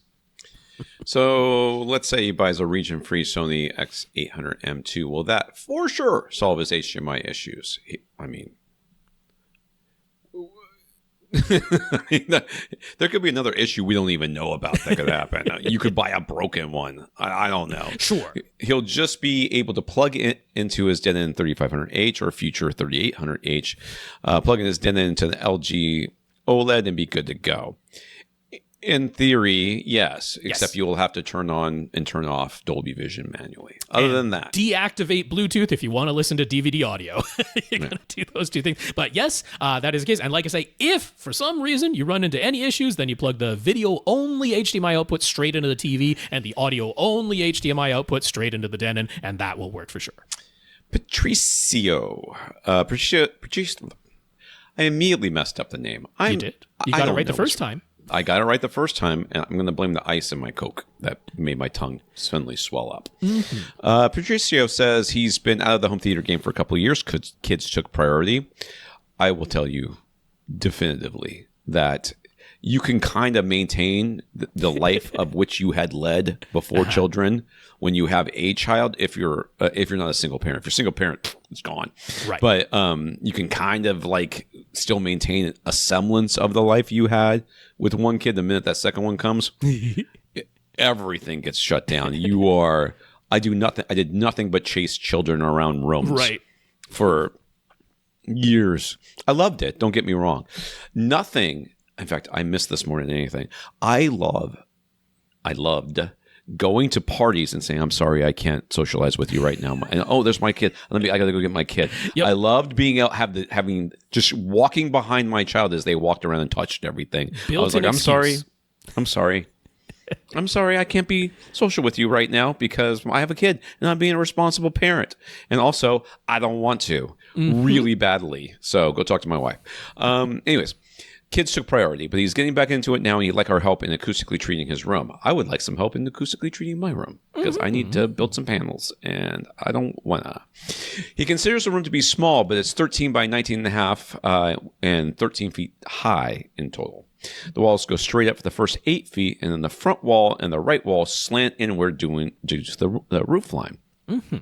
He has a retractable projection screen that comes down in front of a window, and he sits about 8 feet away from it. It's an enclosed room, but it also doubles as his home office, so it's really only used as a home theater on the weekends.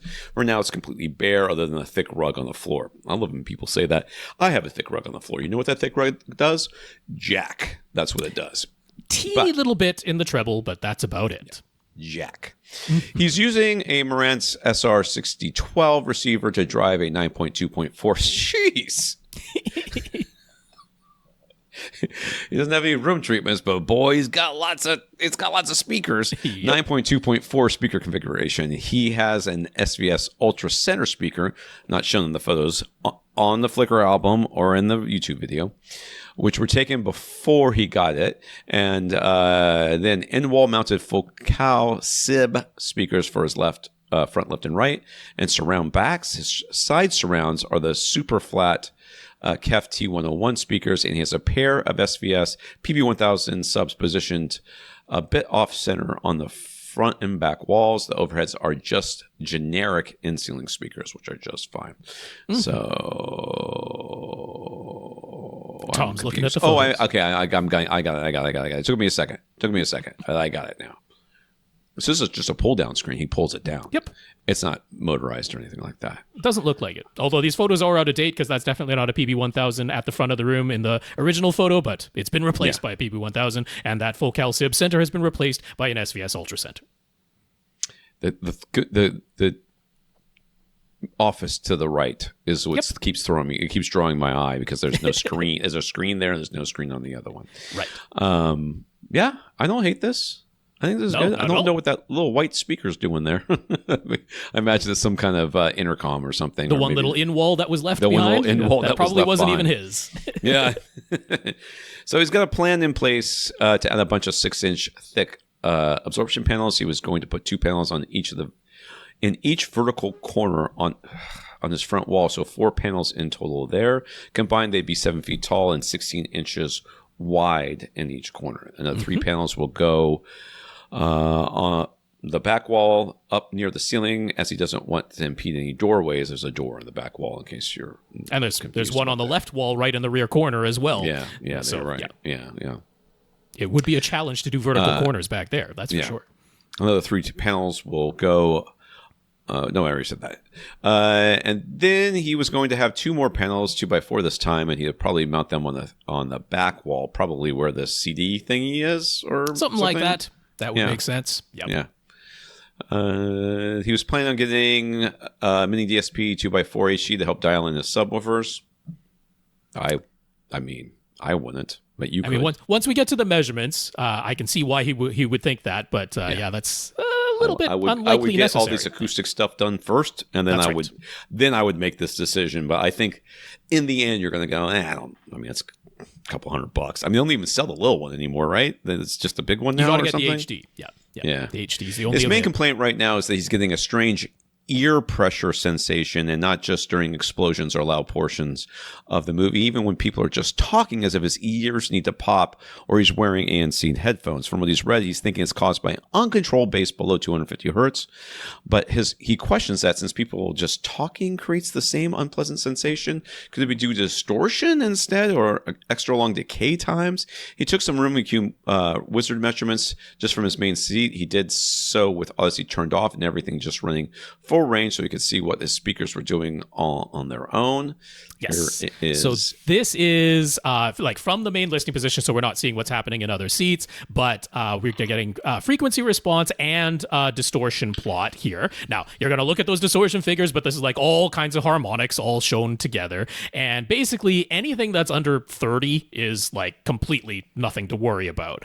So if we're looking at the front left speaker, as far as that, and the other ones are similar, but we'll get to those because we've got waterfall graphs to look at after this. But I mean, these speakers, kind of unsurprisingly, because these are the focal SIB speakers, they're on-wall speakers, they're not particularly large. So they're totally fine down to, well, honestly, 80 hertz, which is like, well, right you're where going you want them to be. You're going to cross them over there anyway. Like the distortion's starting to rise right around 100 hertz.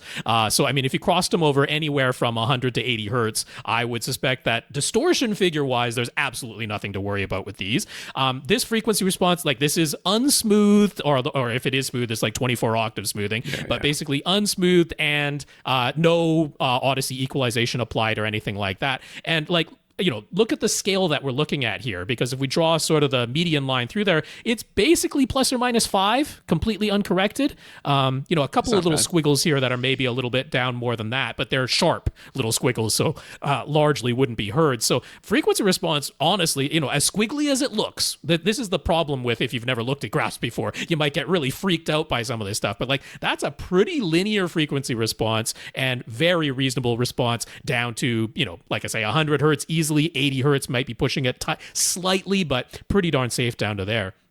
So if we go onto the waterfall graph of this front left speaker, and we'll go through the rest of the speakers, but they all look pretty similar. Like, I'm not seeing any issues at 100 hertz and above. Like, this is remarkably, for an untreated room, this is remarkably, what are we looking at? Under 300 millisecond decay times for everything above 100 hertz here. There's a few minor little squiggles that go slightly beyond that in the, 200 to 400 hertz region, which is where acoustic treatments like the ones you're suggesting really would be noticeable. That's where they're going to be effective. And then a little bit lower than that, you're going for some nice 6-inch thick panels. So that little bit that you've got starting at 100 hertz, they'll help with that a little bit. But we're not even seeing any big problems here. So if we go on to the front right speaker, we've got one very noticeable suck out at 60 hertz going on with this speaker. But other than that, pretty similar. But that's below the crossover for that speaker. And then the cross center these things over 100 based on what I'm seeing here, but keep going. That's right. The center speaker is even better. Again, you're like, oh no, look at the squiggles in there. But I'm like, no, it's a ±5 in a completely un-EQ'd setup. And then good extension on this speaker in the frequency response. And again, we're seeing a similar thing. We got one little anomaly kind of at 200 hertz. 100 hertz is where we're starting to see some little bit longer decay times, but really nothing that's problematic whatsoever. So that says, okay, our issues in this room are in the bass. Unsurprisingly, the issues in a room, in an enclosed room, are in the bass, and we are seeing something here.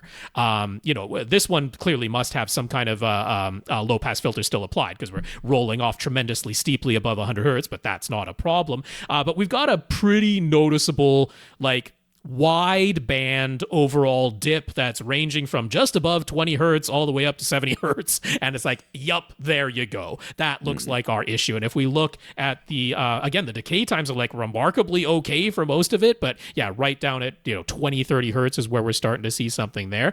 So, I'm never going to say that acoustic treatments are not useful whatsoever. We saw that little bit between 200 and 400 hertz in your speakers where they would be beneficial. They're not going to do anything to treat down at 20 hertz. They're not going to do very much to treat down at 60 hertz, but that's going to be done by your dual subwoofer setup. So yeah, there's not a tremendous amount that you need to do in here. And he also said that when he did apply Odyssey and measured there, the graph smoothed out a substantial amount and any issues were in the bass. So yeah, that makes a lot of sense. So I have no problem with your plan because it's not going to hurt anything. It will only help. You had that little bit between 240, 400 hertz that is going to be helpful there. You're building wide band absorption panels, so they're going to affect almost all of the frequencies quite evenly. So I think you're in pretty darn good shape here. And really the only thing we have to address is, do you need that mini DSP, or what should you do with your dual subwoofer setup to try and fix this issue that is showing up in your bass and is the only thing I can see in the measurements that could be responsible for what you're dealing with, right? Where we're not seeing high distortion figures, which can be an issue, right? If you just have a constant low-level noise that's going on all the time, it can give you that sensation, but that's not what he described, and we're not seeing it in the measurements. So if it is purely this bass issue, it's we can address that with your dual subs. If you had only one subwoofer and you couldn't reposition it whatsoever, be ooh, we've got to make a big change. But here, it's a dual subwoofer setup. Oh, Tom. So can we tell from these measurements what might be causing this unwanted ear pressure feeling, and will his acoustic panel plan address it? If not, what should he do? So you've got this suck out in the bass right here, and Odyssey is going to try to fix this. And that actually might be most of the issue for the ear pressure, because he is listening with Odyssey turned on. It's going to be applying a whole bunch of boost, which the subwoofers are reacting to that. When we say it's not making a difference to what you're hearing because we're dealing with a cancellation, so it's still a cancellation, that doesn't mean that those drivers are not moving more violently, that more pressure is not being put into your room, that it hasn't tried to EQ out that cancellation. It has, and that is almost certainly what's responsible for this. So what's happening is, and you're saying it, you're I don't hear anything, but I feel pressure in my ears. That's right. So if you think about it, what's happening here is your subwoofers are being asked to put out more bass in order to try to increase this, or decrease the suck out, increase the amount of bass in this suck out area. It's not really working because you're not really hearing any more bass. but yet there's still more sound in your room. And I it's also not bet sound that you really hear. If you walked around your room, you'd find a place where like 50, 60 hertz in your room is outlandishly loud. Like that's almost certainly what's going on in here, which again is contributing to that. I am noticing like again, ANC, right? Active noise cancellation. You're like, it is canceling the noise, and yet I feel something on my eardrums, and that's the same thing that's going on here. You have increased the output in the SPL. The EQ, the Odyssey is trying to do it for this problematic region that you've got in your bass. So yeah, that's the thing we need to address. Now, a mini DSP 2x4 HD, like it could be helpful, but is it necessary? You've got SVS PB1000, were they 1000 Pros or 1000? Either way, you've got fully variable phase. Fully variable phase is available to you. Yeah, so that's what you need to do here. What you need to do is focus on just the para subwoofers all on their own. PB1000s. He didn't say Pro. He didn't say Pros. Yeah. So there's going to be a little bit of you getting up and down, and doing a little bit of trial and error here. But like you've started with front wall, back wall placement. They're not exactly the midpoints, so maybe that's a little bit of the explanation here. Step one. Well, you can't really do that just because of where furniture is placed, but that's okay. So yeah, you're going to have. I don't know how strict he's going to be with where this furniture is. He could very well decide, I can move some of this stuff. That could be. So. But if you're sticking with one is on the front wall and just to the left of center, and the other one is on the back wall and just to the right of center, like that's okay. That's a pretty darn good starting point. But even so, according to your measurements at your seat, that has resulted in some wide band cancellation, all the way from 30 to 70 hertz essentially. So that to me says, you need to do a little bit of playing with the phase knob, the fully adjustable phase knob, probably on the rear sub. That's the one that looks like it is physically closest to your seats. And it is just trial and error, but you're going to have a bass sweep that's playing on repeat. You can do it via measurements if you want to, but that takes even longer, and it really isn't necessary. You just play a bass sweep on repeat, and that bass sweep should sound like it's quite even in volume throughout the entire sweep. We're not going for perfection, but it should sound relatively even, and you're going to notice, if you played it right now, you've got a 20 decibel swing. That is noticeable. Absolutely should play a bass sweep and listen to it. Yes.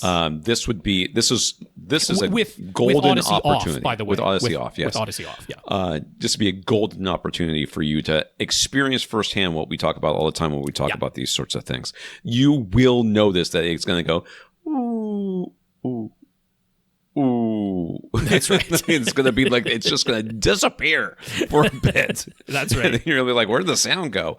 And then as you play with the phase, it's going to hopefully come back. That's right. And you don't have to, like I say, you don't have to go for perfection, just from that, because Odyssey is going to be able to apply some equalization. But you want to basically get it to where that sweep is sounding about as even as you can get in volume throughout the whole thing with Odyssey turned off. And like, that's all the mini DSP would do for you, just via a slightly different means. And it's not really necessary because you already have the controls that you need to accomplish this. So, I think your plan is good. I don't see any reason to change what you want to do with acoustic treatments. They're going to help a little bit. There's a little bit of a problem area we pointed out where they absolutely should help you. But this room is actually better in the measurements than I expected it to be. And then, yes, definitely give your speakers at least an 80 hertz crossover. 100 hertz would not be out of the question whatsoever. And that's not crazy to do.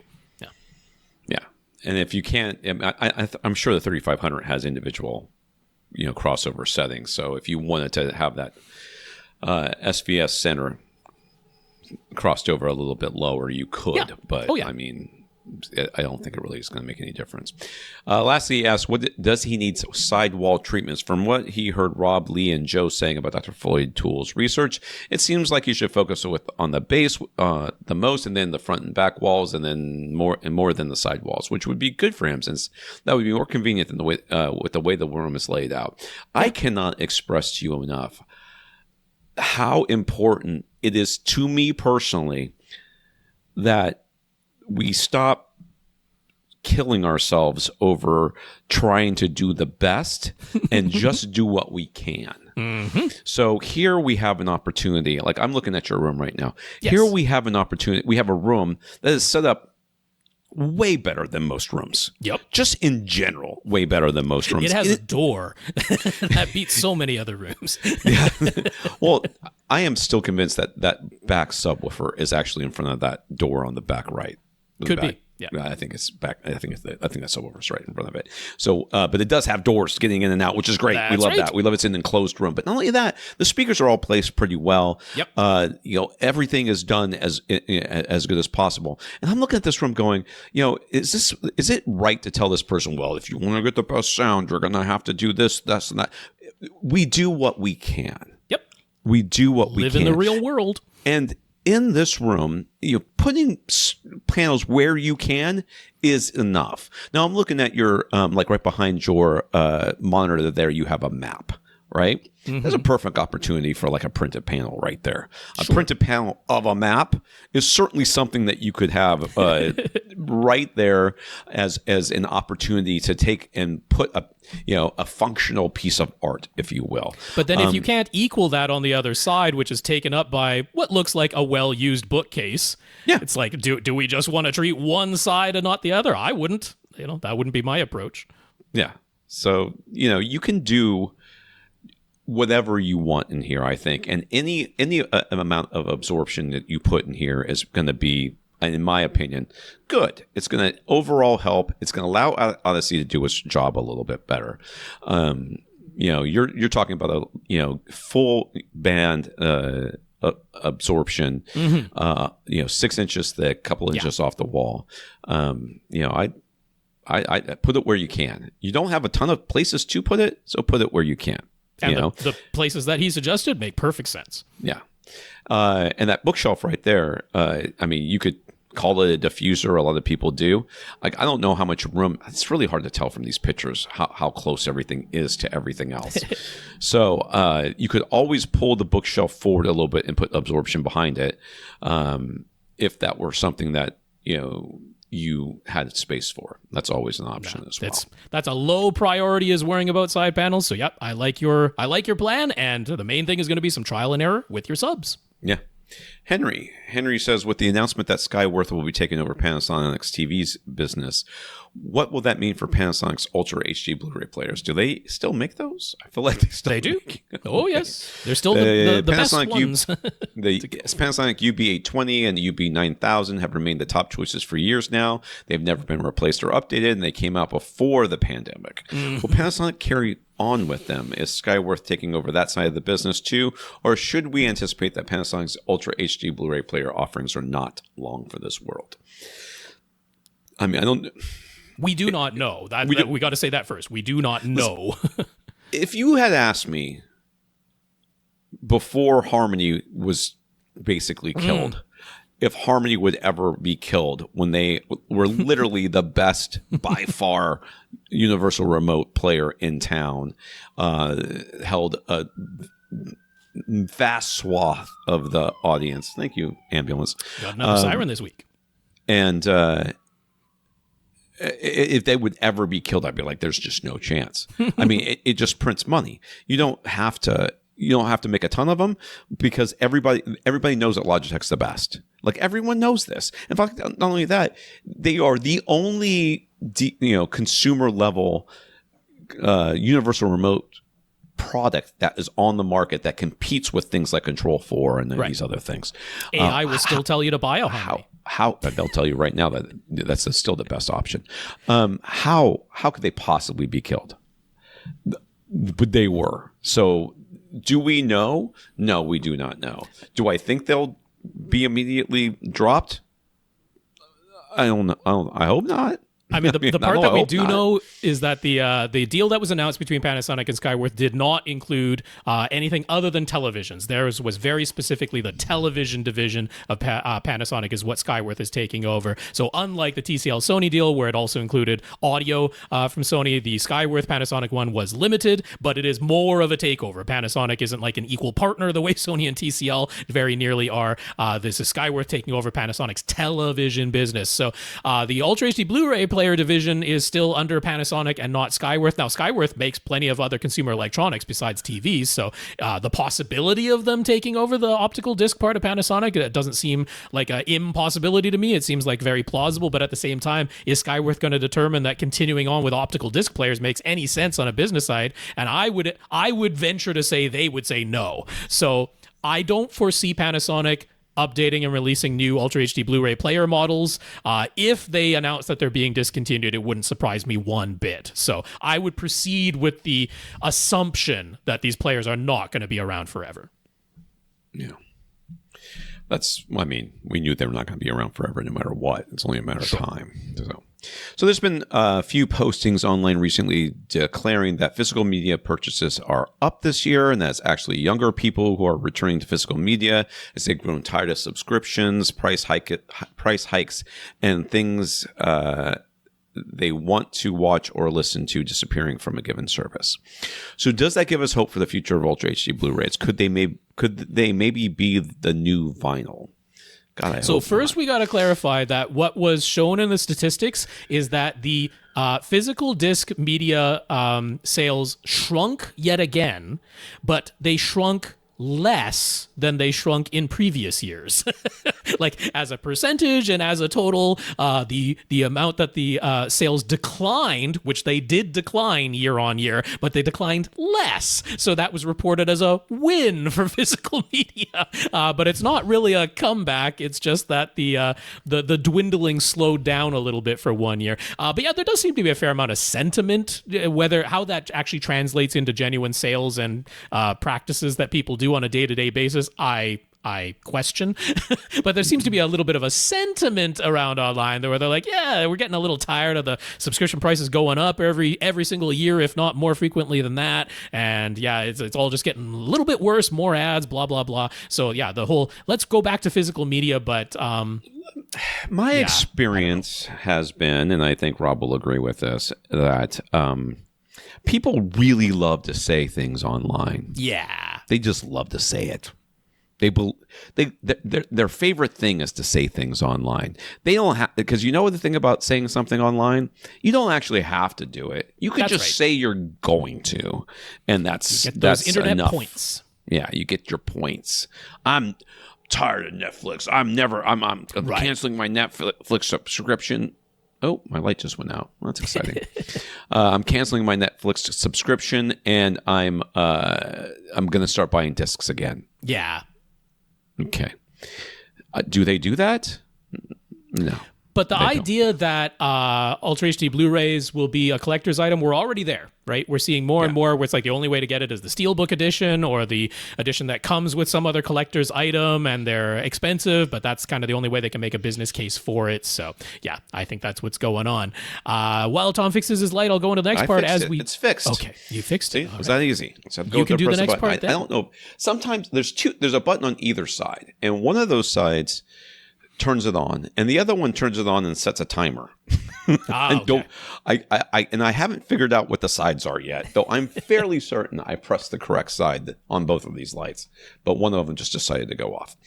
Okay, so as we detailed before with Henry's personal collection of movies and TV shows, he committed to buying must-have titles in Ultra HD Blu-ray. I did the same, but then they all got ruined. Or regular Blu-ray if a 4K version wasn't available. Everything else was nice to own.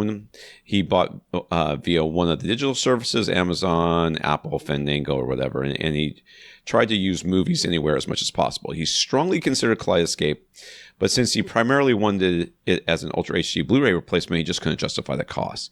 And he took a good long look at putting together his own Zidu, Dune, HD, or Plex setup, but the more he read about all the glitches that can happen and problems ripping certain discs, the more he realized he really didn't want to commit that much time and effort.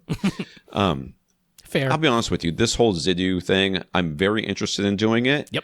I also need to be an empty nester to do it. I need to have free time. I need there not to be holes in my kitchen. Yep. Let's start with that, and then definitely we'll see. The case.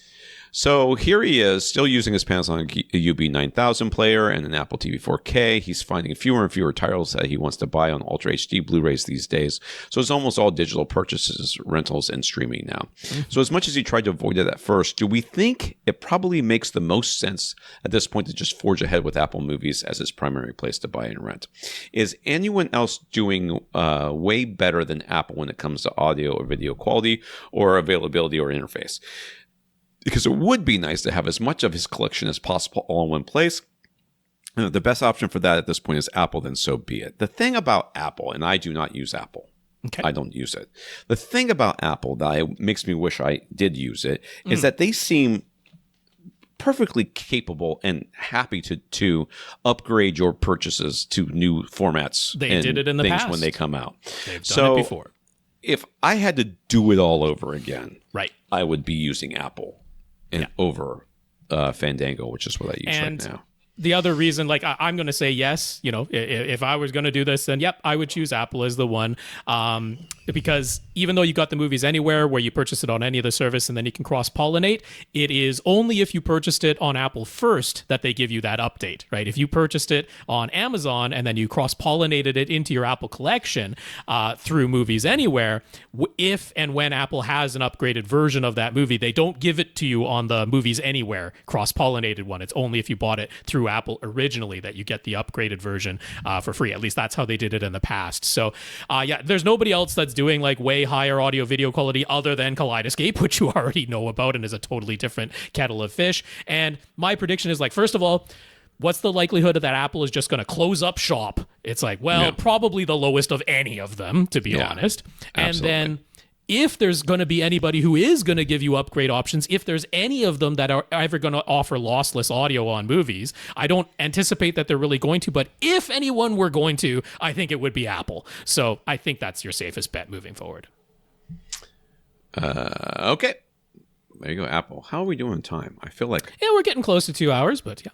We've had tangents, Tom. Plenty of them. We have. It's your fault. Yeah. So we'll do Trevor. And remember, I do have to go. I have somebody coming. Let's go then. At 1. So Trevor says, still not calling it episode 1000, huh? Is that because we're going to call ourselves AVRant Podcast X Plus? You forgot Max. Max. X plus Max. Gemini. Ally. X. I don't know. At this point, you can blame me 1,000,000%. I've been so distracted with everything else going on in my life that I have not done all the stuff I need to do. I haven't done much either. Yeah, we are. It's almost like we have lives outside of this podcast, and this podcast is a labor of love that's currently mostly pissing me off. So anyways, he wanted to share an idea that he came up with when he was looking for ways to hide absorption panels in his living room setup. He's often heard us say to fill up the space behind a couch with bats of insulation, or to fill up the space under an end table or beneath other furniture. He liked that idea, but he wanted an easy sort of a way to sort of contain those bats of insulation and maybe be able to easily move them if he wanted to. He found some foldable laundry baskets at Walmart for under $5. They're a mesh material with an easily collapsible wire frame. And prior to buying actual rock wool, he tried putting some blankets and towels in them and shoving them behind his couches, and they work great. Just wanted to share that tip. I like that idea. I'm going to click on this real quick. Yes, okay, because if you want to be able to still vacuum back there and not have to deal with picking up loose, like raw bats of insulation to do it, I'm like, yeah, it's got handles. Oh, I see. This is like something my kids would take to college and immediately destroy. Yeah. Okay, so his question. He wants to put some acoustic panels directly behind his front left and right SVS Ultra bookshelf speakers. They're positioned about 2 feet away from the front wall, which is behind them, of course. But the front wall has a bay window, so mounting panels on that wall is not an option. Rather than going completely freestanding, he has decided to attach some brackets to his Sanus bookshelf's speaker stands. They're kind of... They're the kind with a nice sturdy column right in the middle, so he figured he'd make a couple of panels, attach them to the speaker stands with some brackets. The thing is, he tried simply putting a couple of bats of rockwool insulation directly behind the speakers to test it out, and doing so took away all the bass. or took all of the bass away, unquote. So is there an optimal distance for positioning the panels behind his front speakers? Because he wants to fashion the brackets, he doesn't want to, and doesn't want to plan on making them adjustable after the fact. So mildly surprising. Yeah. So the only thing I can think is that because 2 feet, you're played far enough away from that wall that because those speakers are have a port on the back, correct? Yes. So if you had told me my speakers are around the back wall and I put some insulation between the speaker and the back wall, and now the bass is all gone, I would think, oh, okay, so the port was blowing into the back wall. That was giving it a bass boost of some sort, and putting the panel there stopped that from happening, and therefore now it sounds like the bass is gone. But 2 feet is far too far for that. So I am perplexed as to why this is happening. I mean, like, maybe he put the insulation right against the back and literally blocked the port. That is one possibility. That would be like stuffing a sock into the port, which will change how the bass sounds. The other one is, I just want to first address the overall idea of putting panels directly behind speakers, because we recommend doing it. Yeah. Dr. Floyd Toole recommends doing it. But the reason it's recommended is because there's the thing called SBIR, the Speaker Boundary Interference Reinforcement. And so what's going on there is it is a function entirely of the physical distance from where the bass is coming from, the speaker, versus the distance to the closest boundary, which is the front wall, the wall that's directly behind your front speakers. And then you have the sound that comes out of the speaker, and in the bass, it's, almost spherical in shape coming out. It reflects off of that front wall, and then because of the exact distance from the speaker to the wall that's directly behind it, you either get a cancellation at certain frequencies. Well, in fact, you do get a cancellation at certain frequencies, but you can also get a doubling up at certain frequencies. And so you put a nice thick absorption panel directly behind your speakers, or in fact, this is the perfect application for like SVS's range limiter panels, because you're really not getting very much in the way of high frequency reflection on the front wall, right? Certainly not from your front speakers. If they're regular dome tweeter speakers firing forward, there's very little treble energy that's reflecting from your front speakers off of the front wall that's behind them. But there's plenty of bass energy. And so that's where the limited range with the flexible membrane on the front of the panels makes a whole lot of sense. That's the perfect application, is the front wall directly behind your speakers. But basically, the farther your speakers are from that front wall, the lower the cancellation and doubling up problematic frequencies become, right? Because we're talking about a longer wavelength, which is a lower frequency. That's why sometimes the suggestion, if you're not going to treat your front wall at all, is to take regular speakers and actually position them very close to your front wall, and then have like a 1 inch or just a 2 inch bit of insulation that's on there, because that can actually address the frequencies that are that short in wavelength, that high in frequency. Once you get the problem area seems to be when your speaker's about 1 foot to 18 inches away from that wall, which is a really common placement, because now the problematic frequencies are low enough in frequency that you need a fairly thick absorption panel to address them, but you've only got 1 foot to 18 inches, so it's kind of like, well, if I did it for physical reasons to give me a big enough gap, how can I fit a thick enough panel there? Once you get beyond 2 feet, then you either need, super deep panels or just no panels at all, because the panels would have to be so thick that it's unreasonable to even go ahead and treat that. And you treat it more with the crossover between your speakers and your subwoofers than you do with a passive treatment.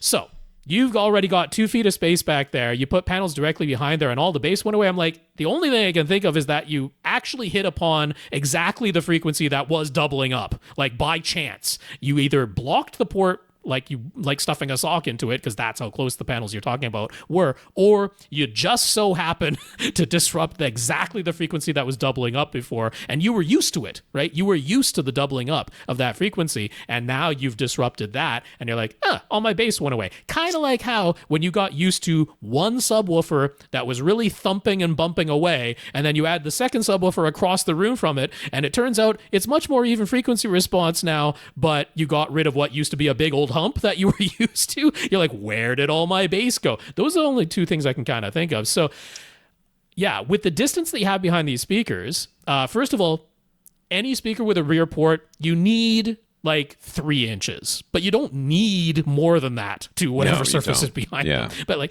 like 3 inches is what it should be. But with a 2-foot gap, it's like, well, how thick can you make those panels? Because that's as thick as you would need to make them in order for them to truly address in a not just a narrow frequency that you seemingly happened upon by accident, but like to actually address the entire range that you're dealing with. Is like you kind of want them about as thick as you possibly can, 3 inches or more away from the back of the speaker.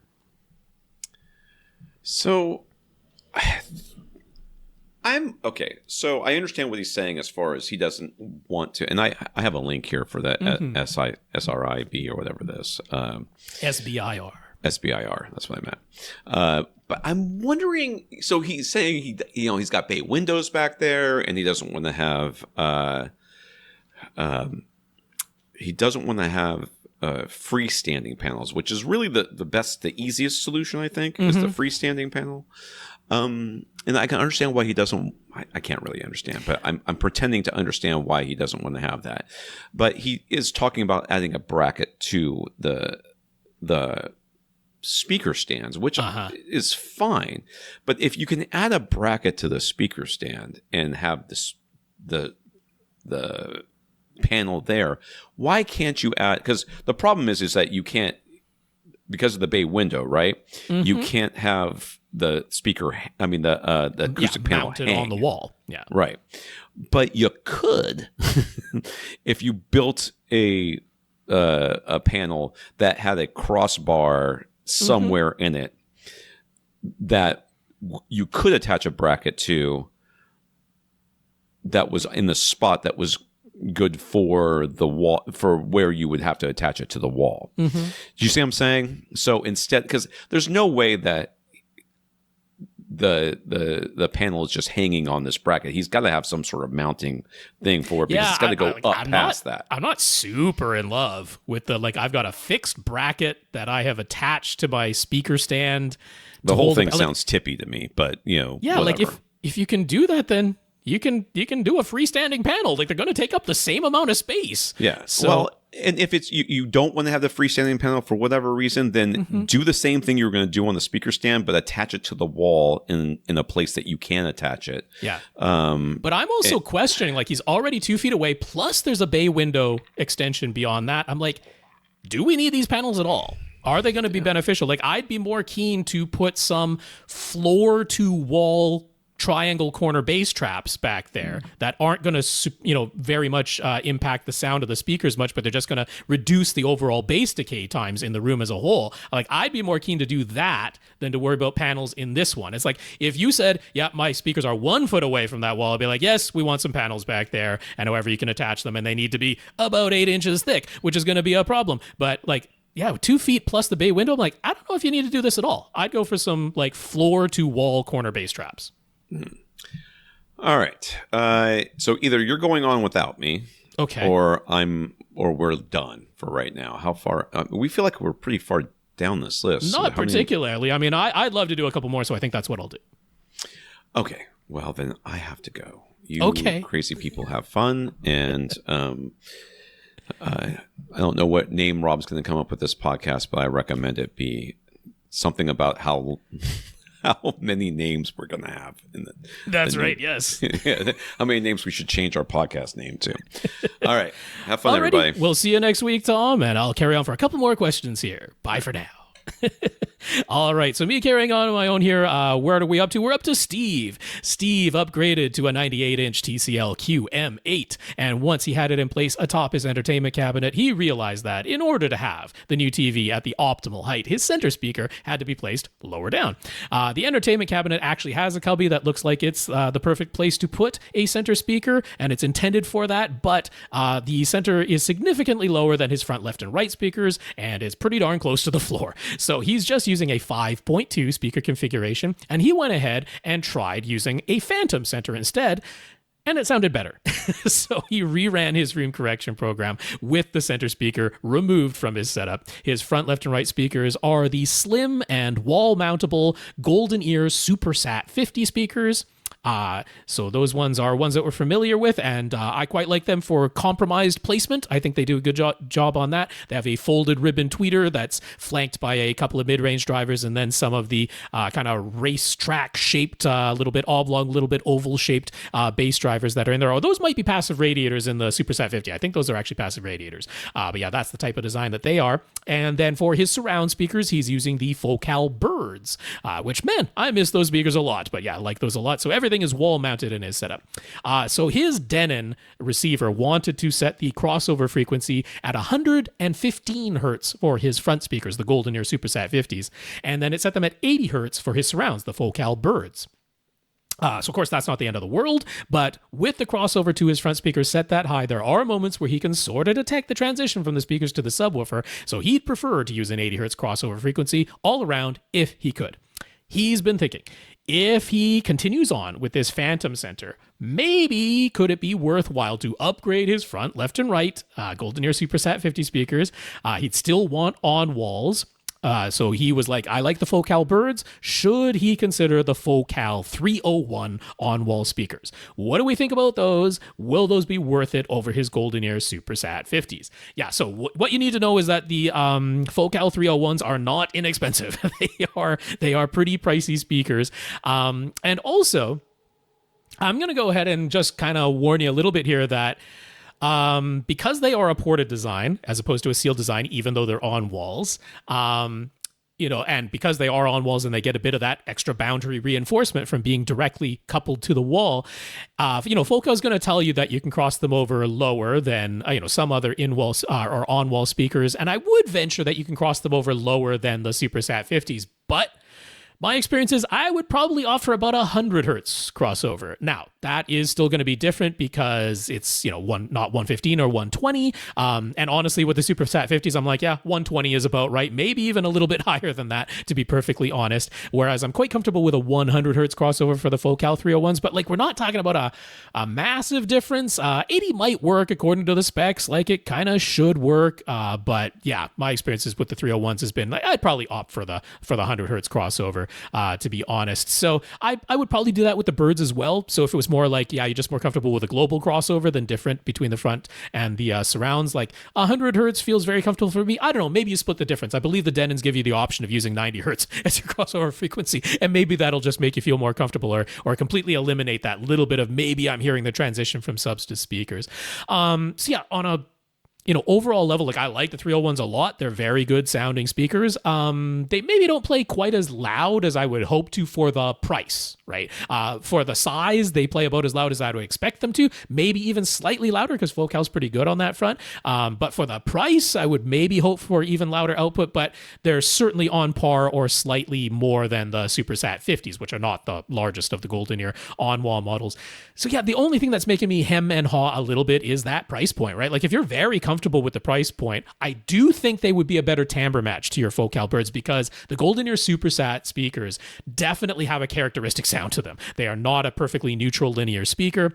I quite enjoy, just subjectively, the GoldenEar Supersat sound profile. I find it quite pleasing, but I would not call it linear and perfectly transparent or neutral, whereas the Focals are closer to that and they would timbre match a little bit better all around. So I'm I'm certainly not telling you no. I'm not rah, yes, spend all the money if it's going to be tight. But if the money's no problem, I think it'll be a mild upgrade. I think you'll be able to lower the you'll definitely be able to lower the crossover lower than 120 hertz. So that much you achieved. I wouldn't expect world beater differences here, but if you're this is a nice mild upgrade, I got a couple of things that I wanted from this upgrade and the price is no problem to me, that's where I land on, yep, the Focal 301s are a good choice. So I don't know how much help that is, but that's absolutely my honest answer to that one.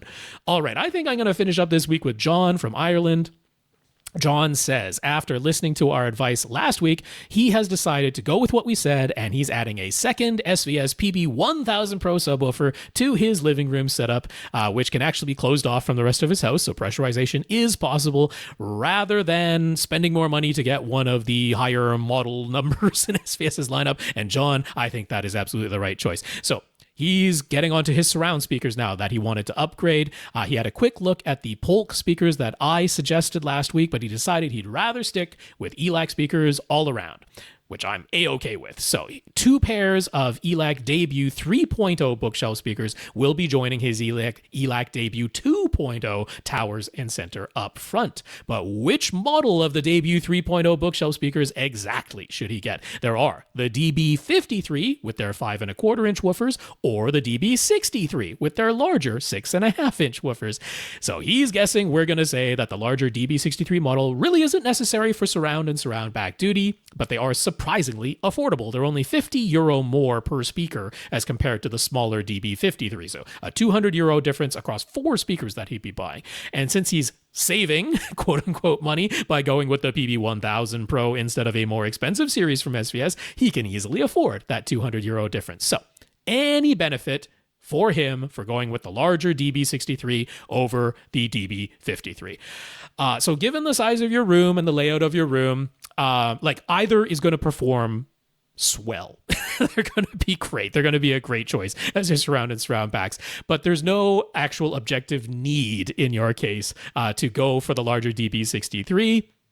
You're going to be crossing over to your now pair of PB1000 Pro subwoofers, and the DB53 are completely capable of doing that.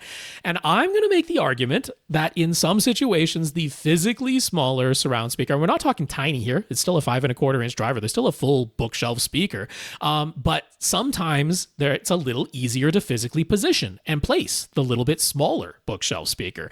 And I would definitely take the more optimal placement that might, I don't know if this is the case. Maybe the larger DB63 are no problem at all for you to position optimally. But if there's any question at all, I would actually favor the slightly physically smaller surround and surround back speaker, because if I can optimally place it, that's going to be worth way more than a little bit of extra bass extension that we don't need because we got crossover to the subwoofers, and a little bit higher output capabilities, which you don't need because you're not sitting far enough away in a room that's large enough to demand higher output capabilities.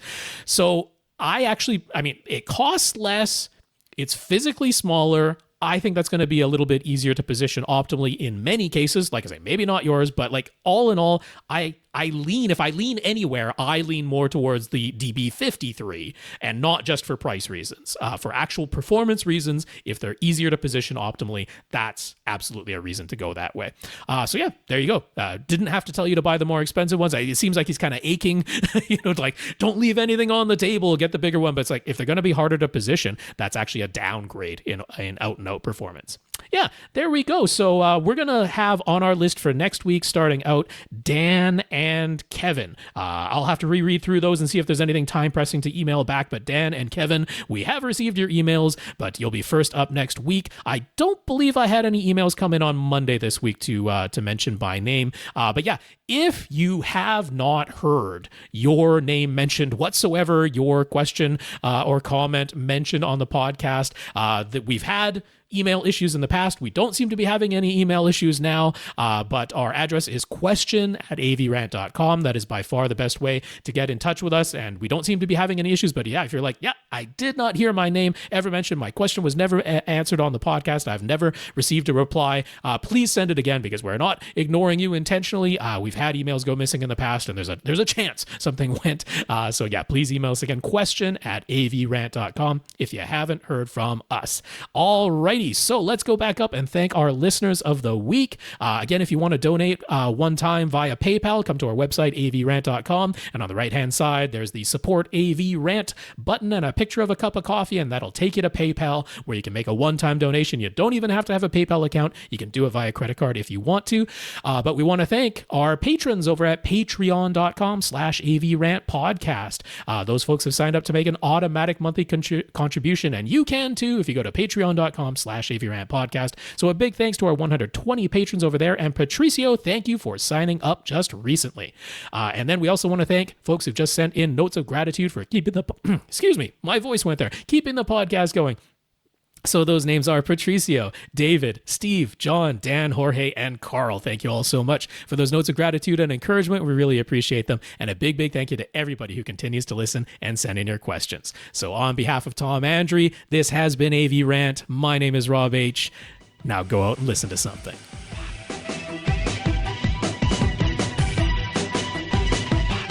Want your question answered? Send it to question@avrant.com.